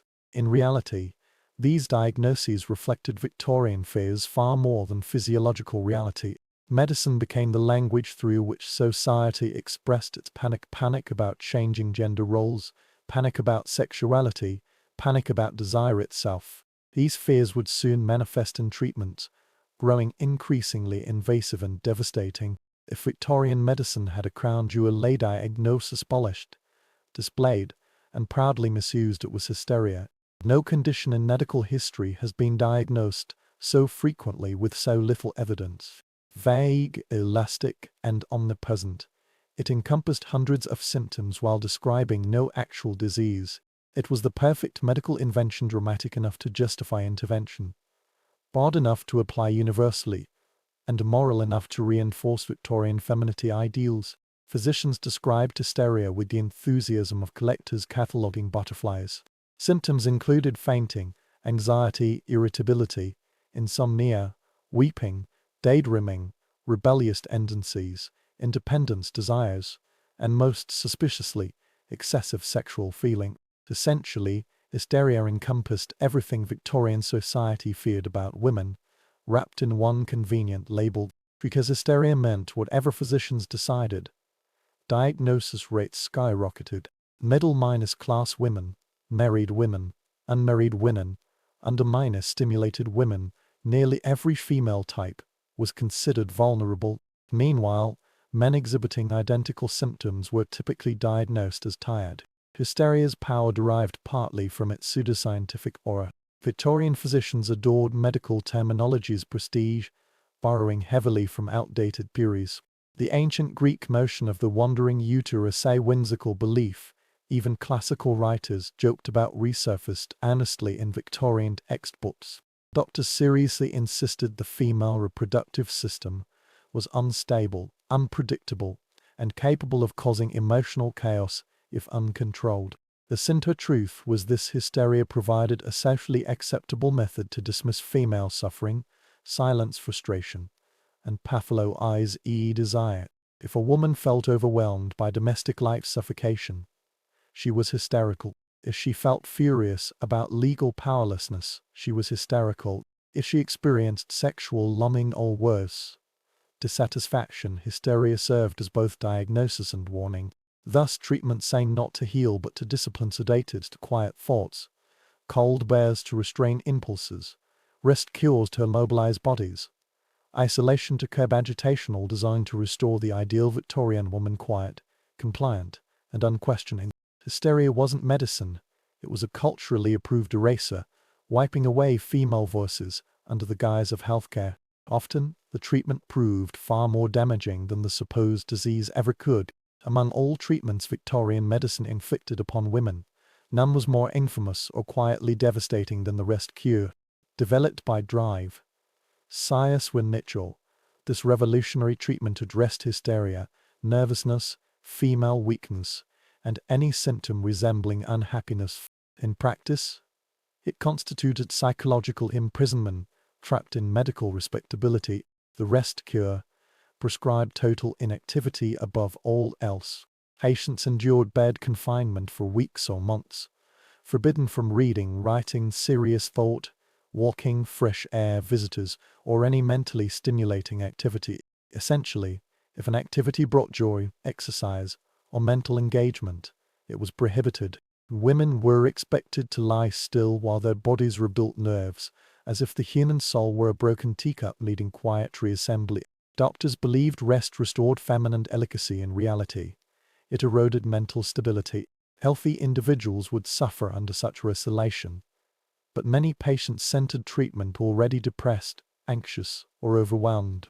The rest cure amplified every symptom by stripping away autonomy. Some women described feeling like prisoners in their bedrooms. Others later wrote of feeling their identities dissolved daily. Food was strictly controlled. Patients were fed heavy, rich diets to restore vitality, sometimes spoon fed by nurses like children. Daily massage and electrotherapy were administered not for comfort, but because doctors believed inactivity caused muscular decay. The result was a bizarre routine: eat, be massaged, lie still, obey. Resistance was interpreted as proof, needing more treatment. Charlotte Perkins Gilman's The Yellow Wallpaper remains the most chilling account of the rest cure's psychological wreckage. Gilman herself underwent Mitchell's treatment, was forbidden to write, and merely lost her sanity. Her story depicts a woman unraveling as isolation breeds madness, fiction rooted in horrifying reality. The rest cure's deeper cruelty was this: it treated female pain as evidence of unfinished, female faults as symptoms, female creativity as danger, female desires as disorder. It was Victorian morality disguised as medicine, punishing women for outgrowing assigned roles. It didn't cure suffering, it silenced it. And in that silence, countless women broke. If Victorian medicine possessed a final threat, the shadow behind every prescription, scolding lecture, and whispered warning, it was the asylum. These institutions were presented as havens of scientific treatment, but functioned as moral storage rooms where inconvenient women could be discreetly tucked away with medical justification. A husband, father, or even brother could request a woman's commitment with breathtaking ease. Once inside, she might never see freedom again. Victorian asylums operated on a chilling principle: failure to perform proper femininity indicated mental unwellness. Proper femininity meant obedience, calmness, modesty, and astonishing tolerance for boredom. Women who challenged husbands, refused duties, sought education, or displayed sexual autonomy risked alarming diagnoses: moral insanity, erotomania, melancholic excitability, or the ever mine as popular hysteria. Once diagnosed, no further evidence was needed. Medical authority became a cage. Asylum conditions varied, but many were bleak: overcrowded wards, poor sanitation, high mortality rates. Treatments included cold water immersion, forced feeding, isolation cells, electrotherapy, and sedatives that dulled more than distress. Simple acts, scrying, pacing, food refusal, were recorded as illness proof rather than imprisonment reactions. Every behavior became confirming evidence the patient belonged there. The most disturbing aspect wasn't the brutality, but the ordinary justifications. A woman grieving too intensely could be committed. A woman reading excessive poetry could be committed. A woman expressing romantic desire or refusing marital relations could be committed. The asylum system blurred medicine and morality until they became indistinguishable. Some women genuinely suffered severe mental illness, but Victoria treatments rarely helped. Others were perfectly healthy, their incarceration motivated by family conflict, property disputes, or inconvenient emotional expression. The asylum became the ultimate silencing mechanism. The great irony: male patients with similar behaviors were oft untreated differently. Men who drank, gambled, or expressed desire were indulged as passionate or high-spirited. Women with identical impulses were degenerating. In Victorian asylums, science claimed neutrality, but morality held the keys. Behind locked doors, countless women disappeared into diagnoses reflecting not their minds, but society's fears. If the Victorian asylum was the cage, sedation was the locker, chemical method for quieting women whose emotions or desires created social discomfort. 19th-century doctors displayed astonishing enthusiasm for consciousness-dulling drugs: opium, laudanum, chloral hydrate, bromides, ether. Substances requiring modern medical caution were dispensed with the confidence of men watering plants. She's troublesome, read one medical note. Increase her laudanum. The solution to distress wasn't understanding, it was absorption into chemical fog. Sedation was often the first treatment for hysteria, anxiety, grief, sexual desire, or simply refusing to smile on command. Victorians treated emotions like medical fires. If a woman burned too brightly, extinguish her. Thus, women were routinely lulled into half-conscious states, where they could neither protest nor participate in their lives. Doctors insisted this was healing, that sedation calmed nerves, soothed spirits, and restored feminine gentleness. Reality, it maintained compliance. Laudanum was the era's superstar. This alcohol minus opium mixture was sold openly, recommended by physicians, and consumed by mothers, daughters, even infants. It eased pain, yes, but also erased restlessness, frustration, anger, and desire, all emotions Victorian society deemed unseemly in women. Many developed dependency without recognition as addiction. After all, dependency resembled the ideal Victorian woman: quiet, passive, pliant. Chloral hydrate, knockout drops, became another favorite, prescribed for insomnia, hysteria, night excitability, and moral agitation. Essentially, she has opinions. This drug induced deep, sometimes dangerously deep sleep. Long-term use caused confusion, memory loss, and emotional flattening. Doctors noticed side effects, but rarely stopped prescriptions. Silent patients were easier than suffering ones. These treatments were particularly cruel because framed as compassion. A physician might say, "You must rest, your nerves are overwrought," while administering doses disabling independence. Family members believed they helped, communities believed medicine advanced.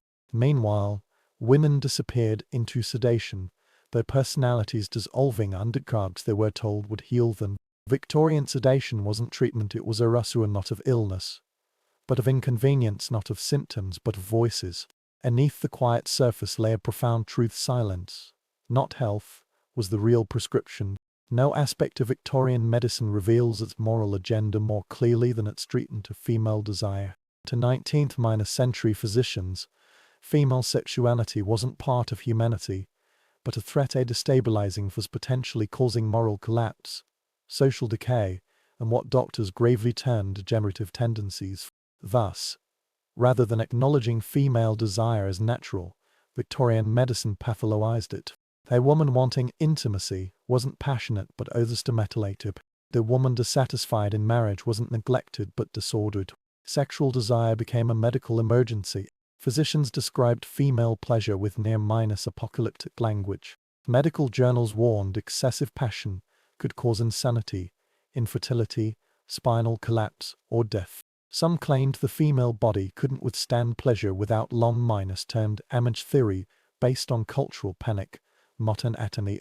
The fear was so intense that doctors treated desire with contagious minus disease seriousness. The common diagnosis was nymphomania, covering everything from genuine libido to normal curiosity.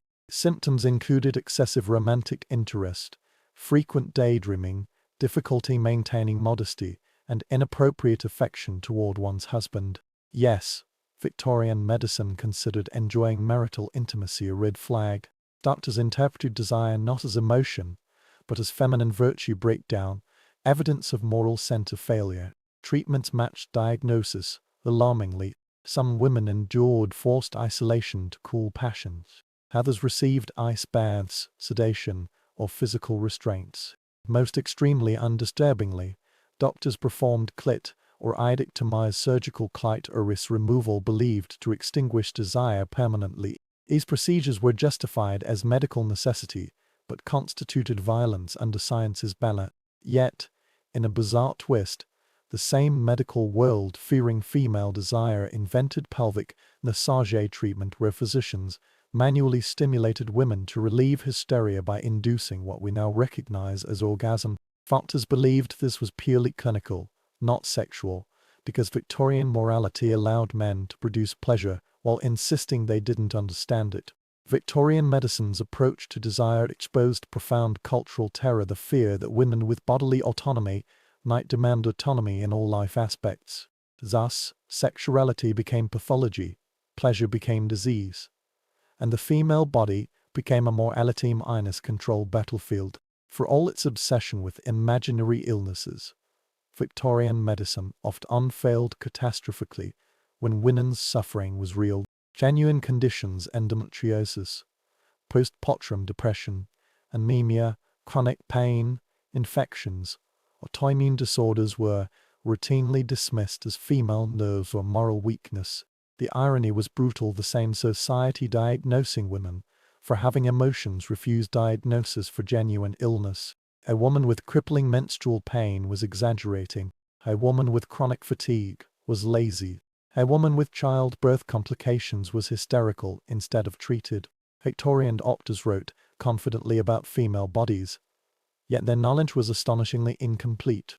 Women's anatomy was rarely studied, women's symptoms rarely believed. Pain was interpreted through morality's lens. If a woman hurt, she'd presumably caused it through impropriety, anxiety, or insufficient obedience. Postpartum depression exemplifies this tragedy. Victorian physicians almost universally misinterpreted it as madness. Women experiencing post-minus birth trauma were isolated, observed, sometimes institutionalized. Instead of compassion, they received cold baths or sedation.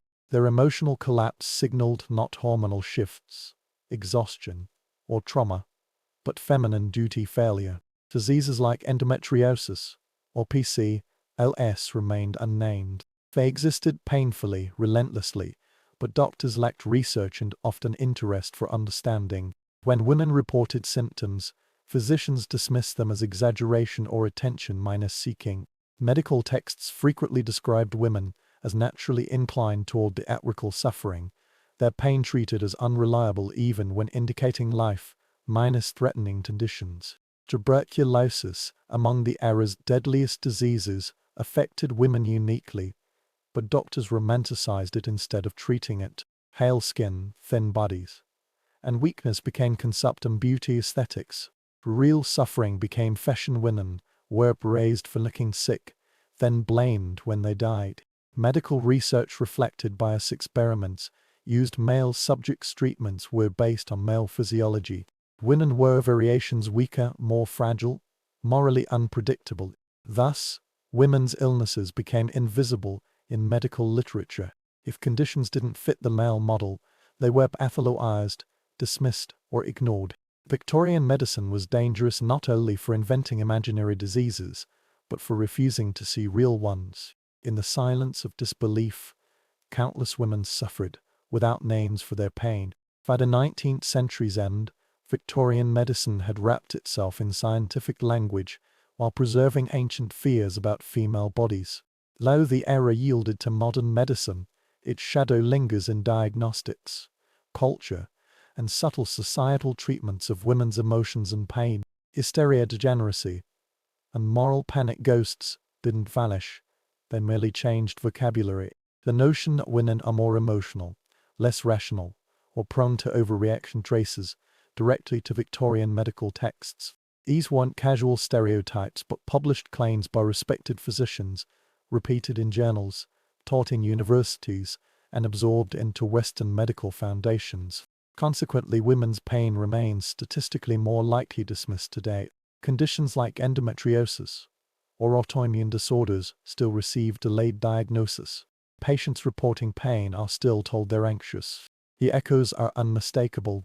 Victorian fear of female sexuality left deep marks. Ideas that women should be modest, quiet, or desire-ashamed didn't originate with Victorians, but the era medicalized them, wrapping shame in scientific authority. Even today, female pleasure discussions often carry shame, remnants shaped by 19th-century morality disguised as healthcare. Mental health, too, bears residues. Postpartum depression was formally recognized only in the late 20th century, over a century after Victorian doctors misinterpreted it as insanity. Anxiety, trauma, and neurodivergence in women were long dismissed because history framed female emotions as unreliable. The Victorian assumption that female distress is exaggerated still shapes diagnostic and treatment biases. The rest cure's legacy appears subtly. The idea that overwhelmed women should rest, withdraw, or quiet down persists in how society treats female burnout. The preference for sedating over listening endures in stereotypes, branding women dramatic instead of acknowledging suffering. Yet another legacy exists forged by resisting women. Charlotte Perkins Gilman, Elizabeth Packard, and countless unnamed patients pushed back, wrote exposed abuses, and forced medicine to confront failure. Their resistance planted reform seeds from modern psychology, patient rights, and eventually hysteria's dismantling's diagnosis. Victorian medicine tried to silence women, but ultimately, the oppressed helped rewrite the story. The legacy isn't merely harm inflicted, but voices that rose to challenge it. Alexander entered the world not with a whimper, but into a palace already vibrating with ambition. His father, Philip I of Macedon, was a man who reshaped kingdoms with the force of a blacksmith hammering iron. He had taken a fractured, vulnerable Macedonia and forged it into a burgeoning military powerhouse. His mother, Olympias, was equally formidable, intense, mystical, and fiercely devoted to her son. She whispered to young Alexander that he was descended from the hero Achilles, with the absolute conviction of a woman who expected the world to conform to her declarations. From his first breath, Alexander inhabited a home where power was the native tongue. Generals, their armor smelling of leather and campaign dust, marched through the halls like moving statues. Diplomats bowed low, uncertain whether they feared Philip more than they admired him. Even the servants exchanged whispers about omens, victories, and prophecies. Alexander absorbed it all. While other children played with wooden toys, he studied the hardened faces of veterans returning from battle. His tutors quickly realized this was no ordinary child. He asked too many questions, sharp, penetrating queries that unsettled adults. When told a myth, he demanded its political lesson. When told a battle story, he wanted the specifics of terrain, formations, and tactical errors. He learned to read with startling speed, but it was Homer's Iliad that became his obsession. Achilles became his imaginary companion, his silent rival, his unreachable standard. He slept with a copy under his pillow, treating the text as sacred scripture. By 10, Alexander was already demonstrating the iron will that would define him.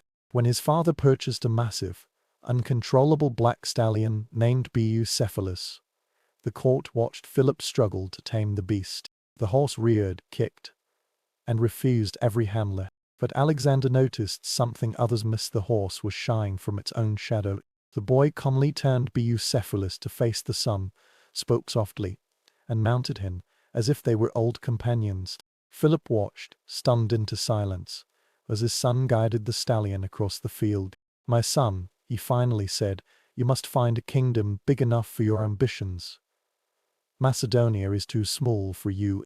That moment became legend. But for Alexander, it was merely confirmation of what he already felt burning within him, a conviction that he was not meant for ordinary paths, comfort, or stillness. He was a boy raised on war stories and destiny, already imagining an empire long before he could grow a beard. At 13, Alexander's education shifted from impressive to extraordinary. Philippi I, ever the strategist, decided his heir required more than generals and palace tutors. He needed a mind sharpened by the greatest intellect of the age. And so Aristotle was summoned from the cultivated hills of Stagyra, philosopher, scientist, polymath, and former student of Plato himself. Bringing Aristotle to tutor a prince was like harnessing lightning. Alexander was initially unimpressed. He had expected a warrior teacher, someone who smelled of leather and campfires. Instead, a man in a simple cloak arrived, scrolls tucked under his arm. But Aristotle was not soft. His weapon was knowledge, and he wielded it like a spear. On their first day, he posed a question the boy had never considered. Is it better to conquer the world or to understand it? Alexander hadn't realized there was a difference. Aristotle established a school for the royal youth at Myeza, a sanctuary of shade and stone in a quiet grove. Here, Alexander and his select companions studied, removed from the political noise of Philip's court. Their days were filled not with drills, but with debates on ethics, biology, astronomy, logic, and statecraft. Alexander dissected fish, observed insects, charted stars, and argued about the nature of justice. Under Aristotle, he learned that ruling required intellect, not just force. The most profound lessons came from literature. Aristotle guided Alexander through Homer line by line, teaching him not merely to worship Achilles, but to analyze him. Courage, Aristotle warned, is not recklessness. Alexander listened, though perhaps not as carefully as his teacher hoped. He absorbed principles of leadership, persuasion, and governance lessons that would later shape history's largest empire. Yet beneath the philosophy, something more dangerous simmered: ambition refined by intellect. Alexander began to perceive patterns in how empires rose and fell, how people were moved by ideas as much as by armies. The world became a complex puzzle, and he intended to solve it. Aristotle didn't try to suppress Alexander's hunger for glory, he sought to discipline it. He taught him to question, to reason, to think beyond impulse.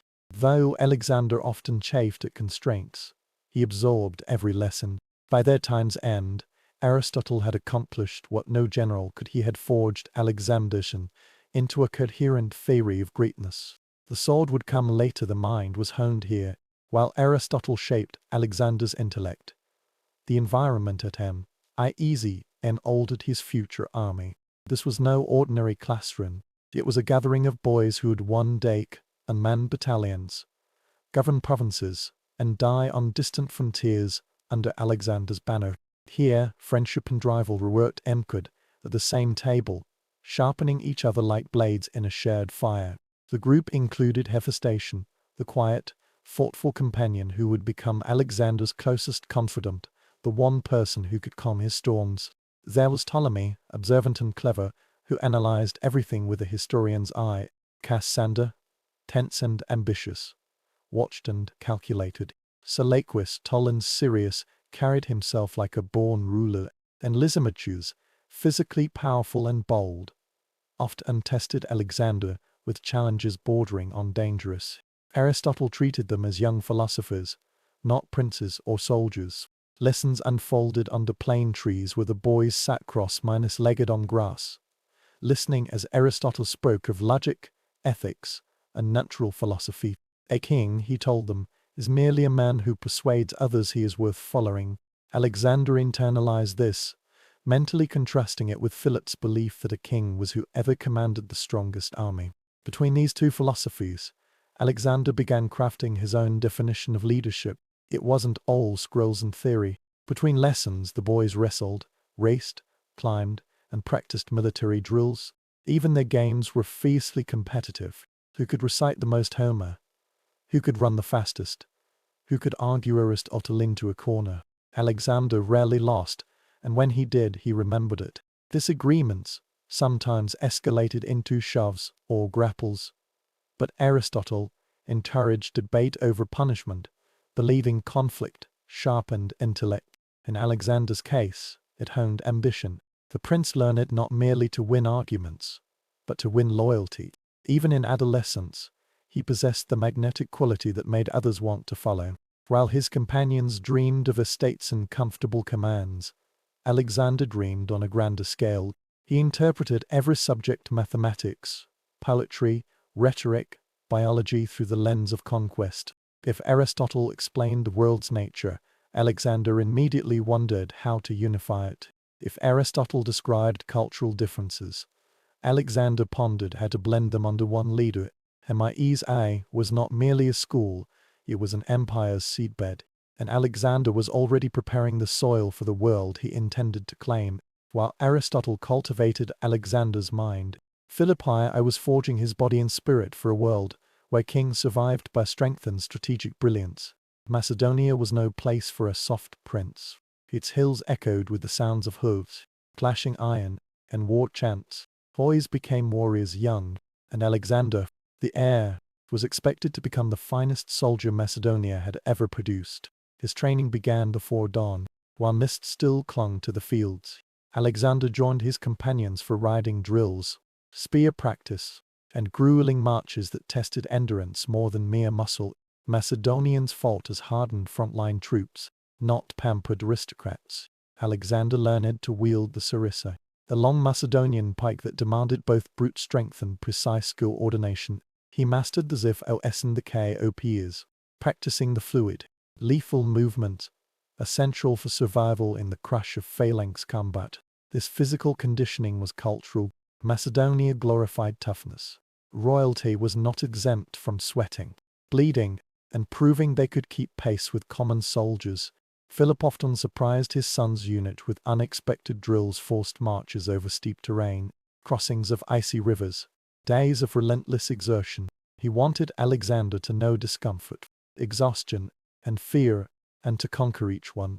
Alexander never protested. He was driven by an internal fire to surpass every man, including his father. While other boys collapsed at the end of a march, Alexander kept walking. When horses bucked, he demanded to ride them again. Bruises were rated as badges of honor. Even Philip noticed his son trained with the focus of someone preparing for battles, still decades in the future. But physical training only fueled Alexander's imagination. As he rode through the Macedonian hills, he envisioned cavalry charges across the plains of Asia. During sword practice, he didn't see Macedonian opponents but Persian immortals. On long marches, he recited lines from the Iliad under his breath, imagining himself fighting beside Achilles on the plains of Troy. His childhood myths were urging with his training. His heroes were becoming blueprints for real ambition. Yet, for all his dreams of conquest, Alexander was also learning the practical discipline of command, the rhythm of orders, the critical importance of formation, the unbreakable loyalty required between a leader and his troops. He was building not just strength, but the foundation of a commander. Every bruise, every drill, every exhausting march was preparing him for the world he intended to claim. Macedonia was training a prince, but Alexander was training to become a legend. For most teenagers, mythology is entertainment. For Alexander, it was ancestry. His world was saturated with the belief, whispered by Olympias and echoed by court priests, that he descended from Achilles on his mother's side and from Heracles on his father's. True or not, Alexander believed it with the certainty of someone who intended to prove it through action. Myths were not mere stories. They were blueprints for greatness. Olympias cultivated this belief with theatrical devotion. She burned incense, consulted oracles, and surrounded Alexander with the symbolism of heroes. She told him tales of Achilles' speed, Heracles' strength, and Zeus's power not as legends, but as reminders of the blood that supposedly flowed in his veins. She wanted him to be extraordinary, and she knew the surest way to bind a boy to greatness was to convince him he was born for it. Alexander absorbed every myth with intensifying fervor. He treated Homer not as poetry, but as prophecy. He memorized the Iliad, recited passages about honor and destiny, and imagined himself on the fields of Troy. Achilles became his model of excellence, swift in battle, uncompromising in pride, unmatched in glory. That the story also taught him something dangerous. That greatness often walks hand in hand with loneliness, wrath, and the crushing weight of expectations. Meanwhile, Philip reinforced the other half of his legendary lineage, Heracles, the hero shaped by relentless labor and strength. Philip never spoke with Olympias's mystical flair, but he embodied the message physically. Greatness, he demonstrated to Alexander, is earned in sweat long before it is recognized in battle. He wanted his son to believe not in divine privilege, but in disciplined effort. The boy learned early that destiny was meaningless without relentless work, and that even heroes bled. As Alexander grew, his two influences, Olympias's mystical fire and Philip's practical steel, collided within him. He began to see himself as a figure straddling two worlds, part mortal, part mythic, part student, part warrior. Every victory in training felt like a confirmation of prophecy. Every failure felt like a betrayal of fate. Aristotle added a crucial, tempering layer, urging Alexander to see heroes not just as warriors, but as moral figures, capable of both virtue and ruin. Achilles was great, he warned, but not always was. It was a reminder that legends can inspire, but they can also destroy. Alexander listened to all three voices: mother, father, teacher, and deep within, he forged a core belief that would shape his life. He was destined for greatness, but he would have to seize every inch of it himself. Even while immersed in philosophy and training, Alexander lived with a constant reminder that his future was not theoretical. Macedonia was encircled by enemies. Rebellions simmered among northern tribes, and Philip's ambitions stretched far beyond the horizon. War was the family business, and as a teenager, Alexander was given a front-row seat to its brutal realities. Philip often brought Alexander to military councils where the air was thick with the smells of sweat, parchment, and iron. Generals argued over maps scratched in wax, debating terrain, tribal politics, and supply lines. Alexander initially observed in silence, absorbing strategies like a sponge, but he soon began offering opinions, bold, insightful ones. Philip would raise an eyebrow, sometimes amused, sometimes annoyed, but secretly impressed by his son's sharp mind and clarity of thought. War was not just discussed, it was practiced. Macedonia was constantly fighting border tribes like the Illyrians, Thracians, and Paeonians. Philip allowed Alexander to accompany him on troop inspections, where the boy watched veterans drill in the formidable phalanx formation, their sarissas rising like a forest of spears. He learned the critical importance of discipline, logistics, and the grim reality that an army was only as strong as the trust between its men, and trust required a leader's presence. Alexander didn't behave like a distant prince. He interacted with the soldiers, asked questions about their experiences, and even joined training drills when Philip wasn't looking. The troops noticed. They respected a boy willing to sweat beside them far more than a noble who issued orders from a comfortable chair. But Alexander's education in command wasn't only about strategy or stamina, it was about fear. Philip intentionally exposed him to the aftermath of battle, shattered shields, wounded men, funerals for fallen soldiers. Alexander saw the bloody cost of victory before he ever commanded a charge. Instead of frightening him, it solidified his resolve. If empires were built on sacrifice, he wanted to understand the price in full. This exposure also awakened a darker, more dangerous aspect of Alexander's ambition. He became fascinated with how single battles could alter the fate of nations, how one decisive strike could reshape the world. For him, war was not merely destruction, it was the ultimate tool for transformation, for building the new world he envisioned. By his mid-teens, Alexander no longer dreamed of glory in abstract terms. He saw it as something crafted through ruthless strategy, iron discipline, and relentless bravery. He wasn't just learning how to fight. He was learning how to lead men into the unknown and make them believe in his destiny. For all his military training and philosophical learning, nothing sharpened the teenage Alexander more than the volatile, treacherous court at Pella. If the battlefield taught him courage, the palace taught him caution. The Macedonian court was no haven of calm diplomacy.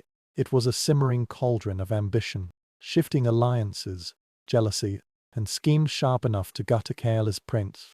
Philip I was a brilliant king, but his brilliance was entwined with unpredictability. His multiple marriages were diplomatic maneuvers, each new wife bringing a fresh faction of ambitious nobles into the palace. Alexander grew up surrounded by half-minor siblings, rival claimants, and courtiers whispering behind tapestries.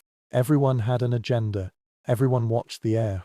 Olympias, fiercely protective of her son's birthright, warned Alexander constantly. "Trust no one who smiles too easily," she would say. It wasn't paranoia. It was survival advice. The court saw Alexander not just as a prince, but as a future king of terrifying potential. His intelligence, his charisma, his military promise, these qualities inspired loyalty in some and sparked fear and envy in others. Older generals respected him. Younger nobles resented him. Some hoped to manipulate him. Others quietly wished for his failure. Alexander learned quickly, but a king's son must listen more than he speaks. He studied body language with the same intensity Aristotle taught him to study biology. He noted who avoided his gaze, who flattered him excessively, who praised his father but never him.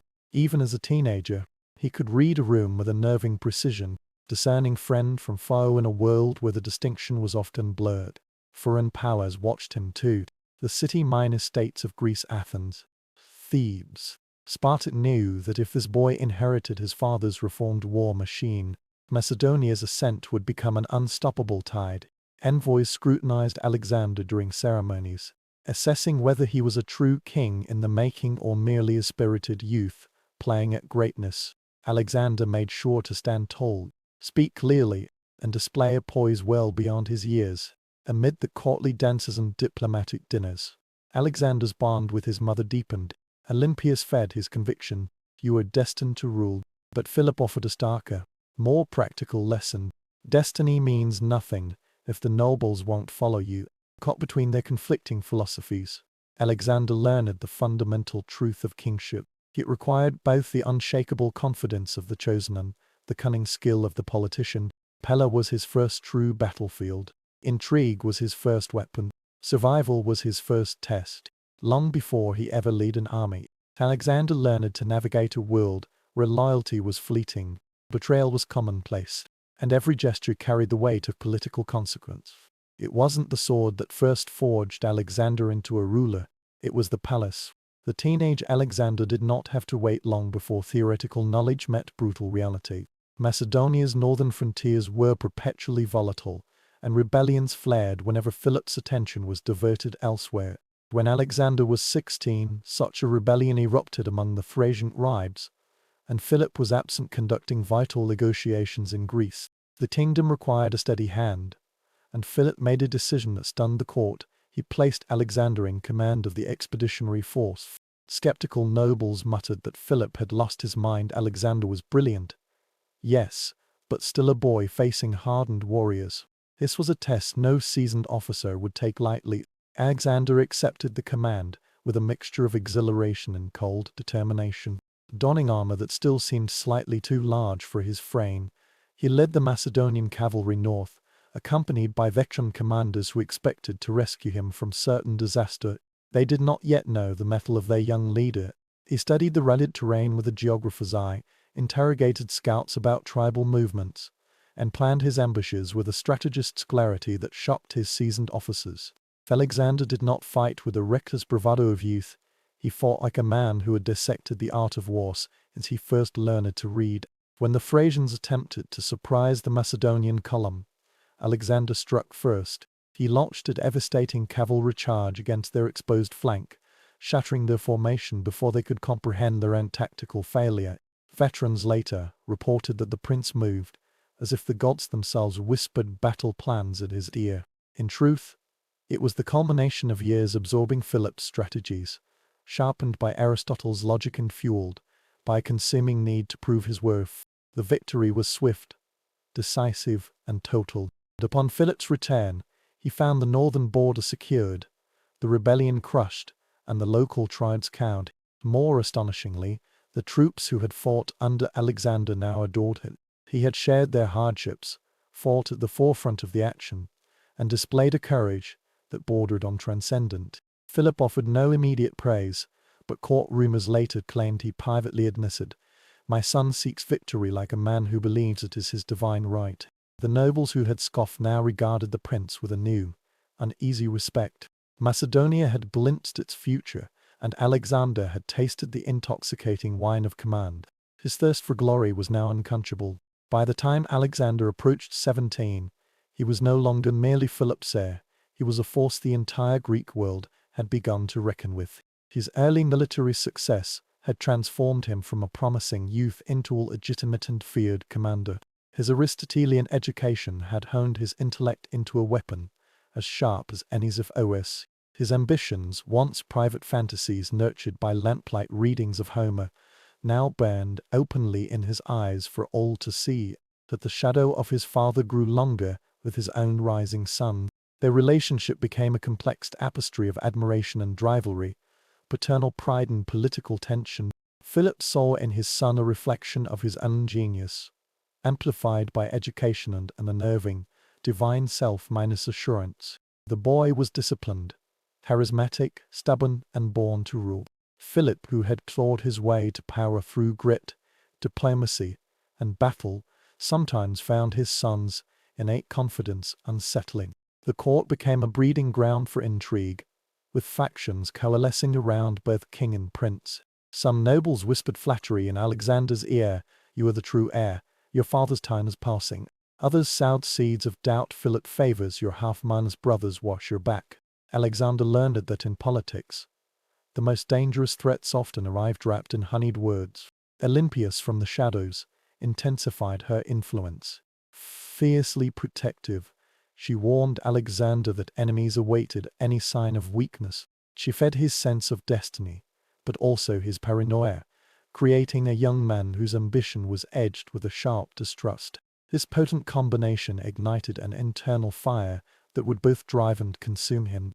Yet, amidst these tensions, Alexander's confidence only solidified. He devoured historical accounts, analyzed past campaigns, and meticulously planned future conquests in his mind. When he looked at maps of the known world, he did not see borders defended by great empires, he saw starting lines. His teenage mind was already racing eastward, toward the immense, glittering, and ancient kingdom of Persia, the colossus that had loomed over Greece for a century. Most Greeks feared Persia. Alexander studied it with the focused intensity of a hunter, sizing up a mighty lion, calculating its strengths and searching for its weaknesses. For now, he had to practice patience. Philip was assembling the greatest military force in Greek history for his own planned invasion of Persia. Alexander was destined to have a command, to fight in its vanguard. The world was beginning to open before him, and Alexander felt history tightening around him like a suit of armor he was born to wear. By 17, he was no longer a student, no longer a boy dreaming in the gardens of Mieza. He was a commander, an heir, a gathering storm sharpening its edges against the boundaries of the known world. Everything that would make him Alexander the Great was already present, coiled and ready, waiting only for the moment when history would finally unleash him upon an unsuspecting world. Alexander's first true test of command came not on the open battlefield, but during the chaotic urban warfare of a Greek rebellion. When Thebes rose against Macedonian hegemony following a false rumor of Alexander's death, the young king responded with terrifying speed. He marched his army from Illyria to central Greece in a mere 14 days, covering ground that would take conventional forces a month. Thebes had expected a protracted siege and diplomatic negotiations. They received immediate assault. Alexander positioned his troops with surgical precision, identifying the weakest point in the city's formidable defenses. He personally led the initial assault through a narrow gateway, fighting in the front ranks where the combat was thickest. For the band's sacred band, legendary for their courage, made their final stand in the city's main square. Alexander watched as his Macedonian phalanx systematically dismantled this elite force, a tactical masterpiece of disciplined violence. When the city fell, his generals expected leniency. They received a lesson in political terror. Alexander ordered Thebes razed to the ground, sparing only the temples and the house of the poet Pindar. 30,000 survivors were sold into slavery, their cultural heritage erased from the earth. This calculated brutality served as a stark warning to any other Greek city contemplating rebellion. The destruction of Thebes echoed across the Hellenic world, silencing dissent through sheer terror. Alexander understood that sometimes mercy could be misinterpreted as weakness by future enemies. He established his authority not through negotiation, but through overwhelming, decisive force. This ruthless efficiency became the hallmark of his leadership style. The young king demonstrated he could be more formidable than his father had ever been. With Greece securely under his control, Alexander turned his attention to the grand project his father had conceived. The invasion of the Persian Empire required meticulous planning and immense resources. He assembled an army of approximately 40,000 infantry and 5,000 cavalry. This force represented the finest military machine the ancient world had ever seen. The corps consisted of the Macedonian phalanx with their 18-foot Arissa, the companion cavalry, aristocrats trained from youth in mounted combat, formed his shock troops. Specialized units included Cretan archers, Thracian javelin throwers, and Thessalian light cavalry. Alexander's genius lay in understanding how to coordinate these diverse elements into a unified whole. The campaign began with a symbolic crossing of the Hellespont into Persian territory. Instead of immediately seeking battle, Alexander made a pilgrimage to the ruins of Troy. He anointed himself with oil and raced naked around what was believed to be Achilles' tomb. This theatrical gesture connected his campaign to the heroic age of Greek mythology.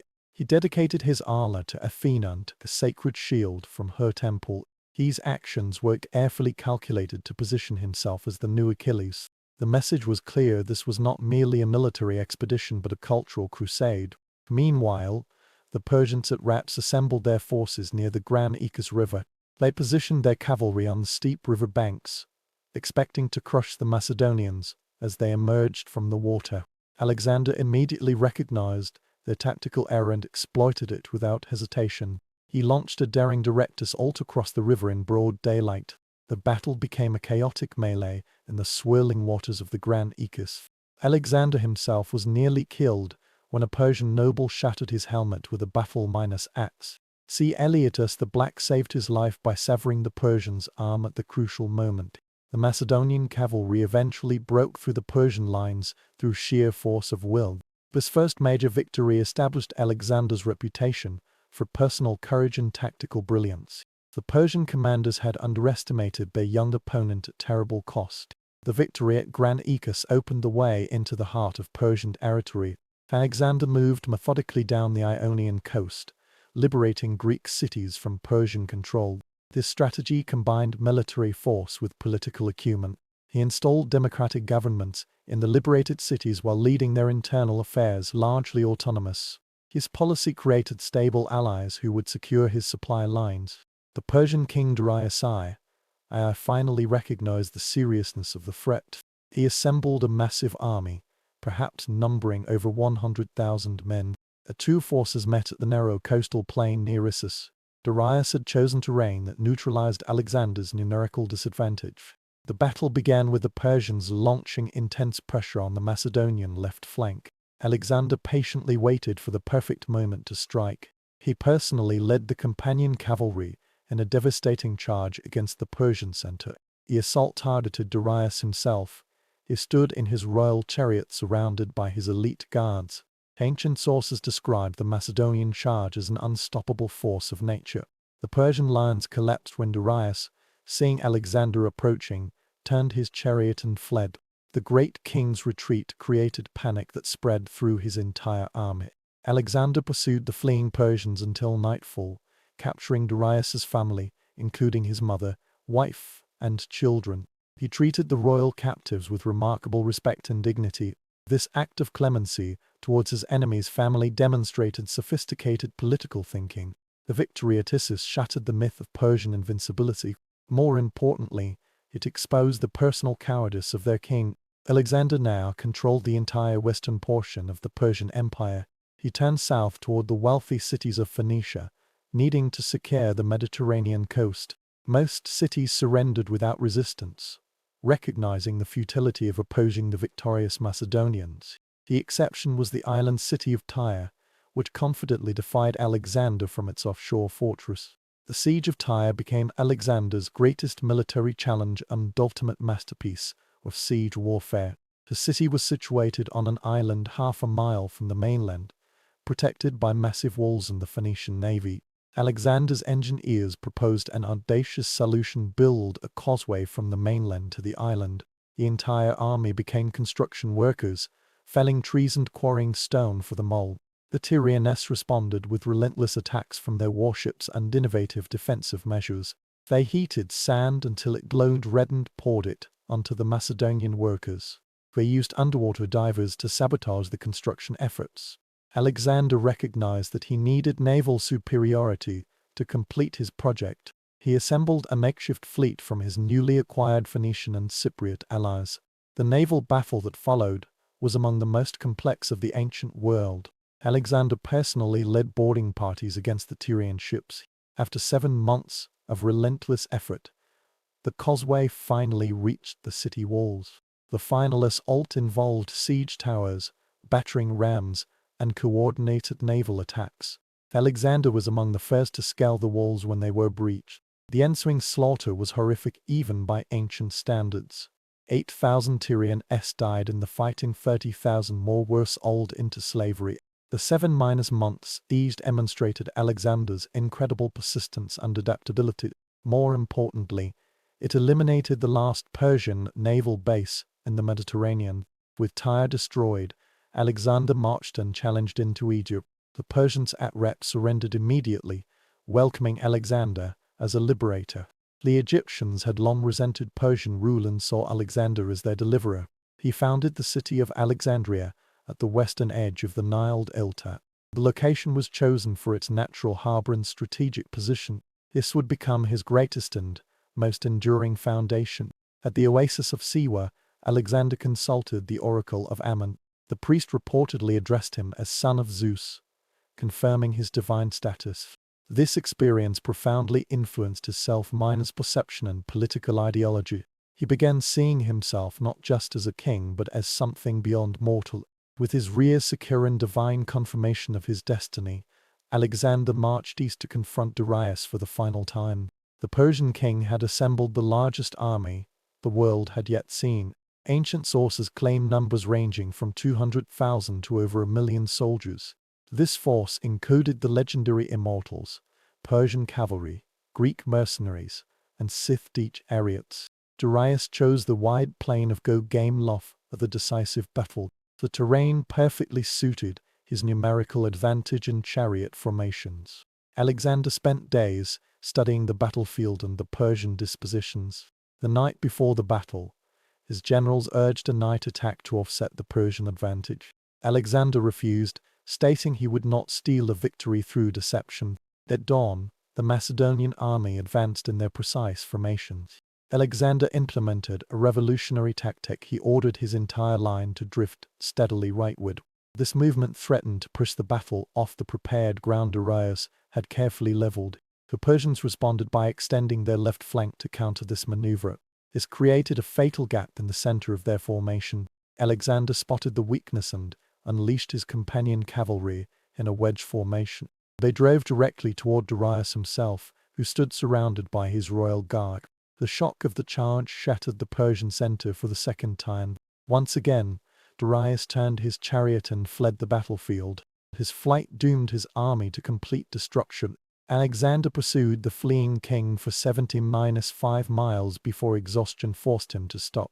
The victory at Gaugamela effectively ended the Achaemenid Persian Empire. Alexander marched triumphantly into Babylon, then proceeded to the Persian ceremonial capitals. that Susaned Persepolis. He captured the vast royal treasury. The wealth of centuries fell into his hands, making him the richest man in the world. At Persepolis, he allowed his troops to loot the city for several days. The burning of the great palace remains one of history's most debated acts. Some claim it was deliberate policy, others attribute it to a drunken accident. Regardless, it symbolized the complete transfer of power from Persia to Macedonia. With Darius a fugitive in his own collapsing empire, Alexander became the undisputed master of Asia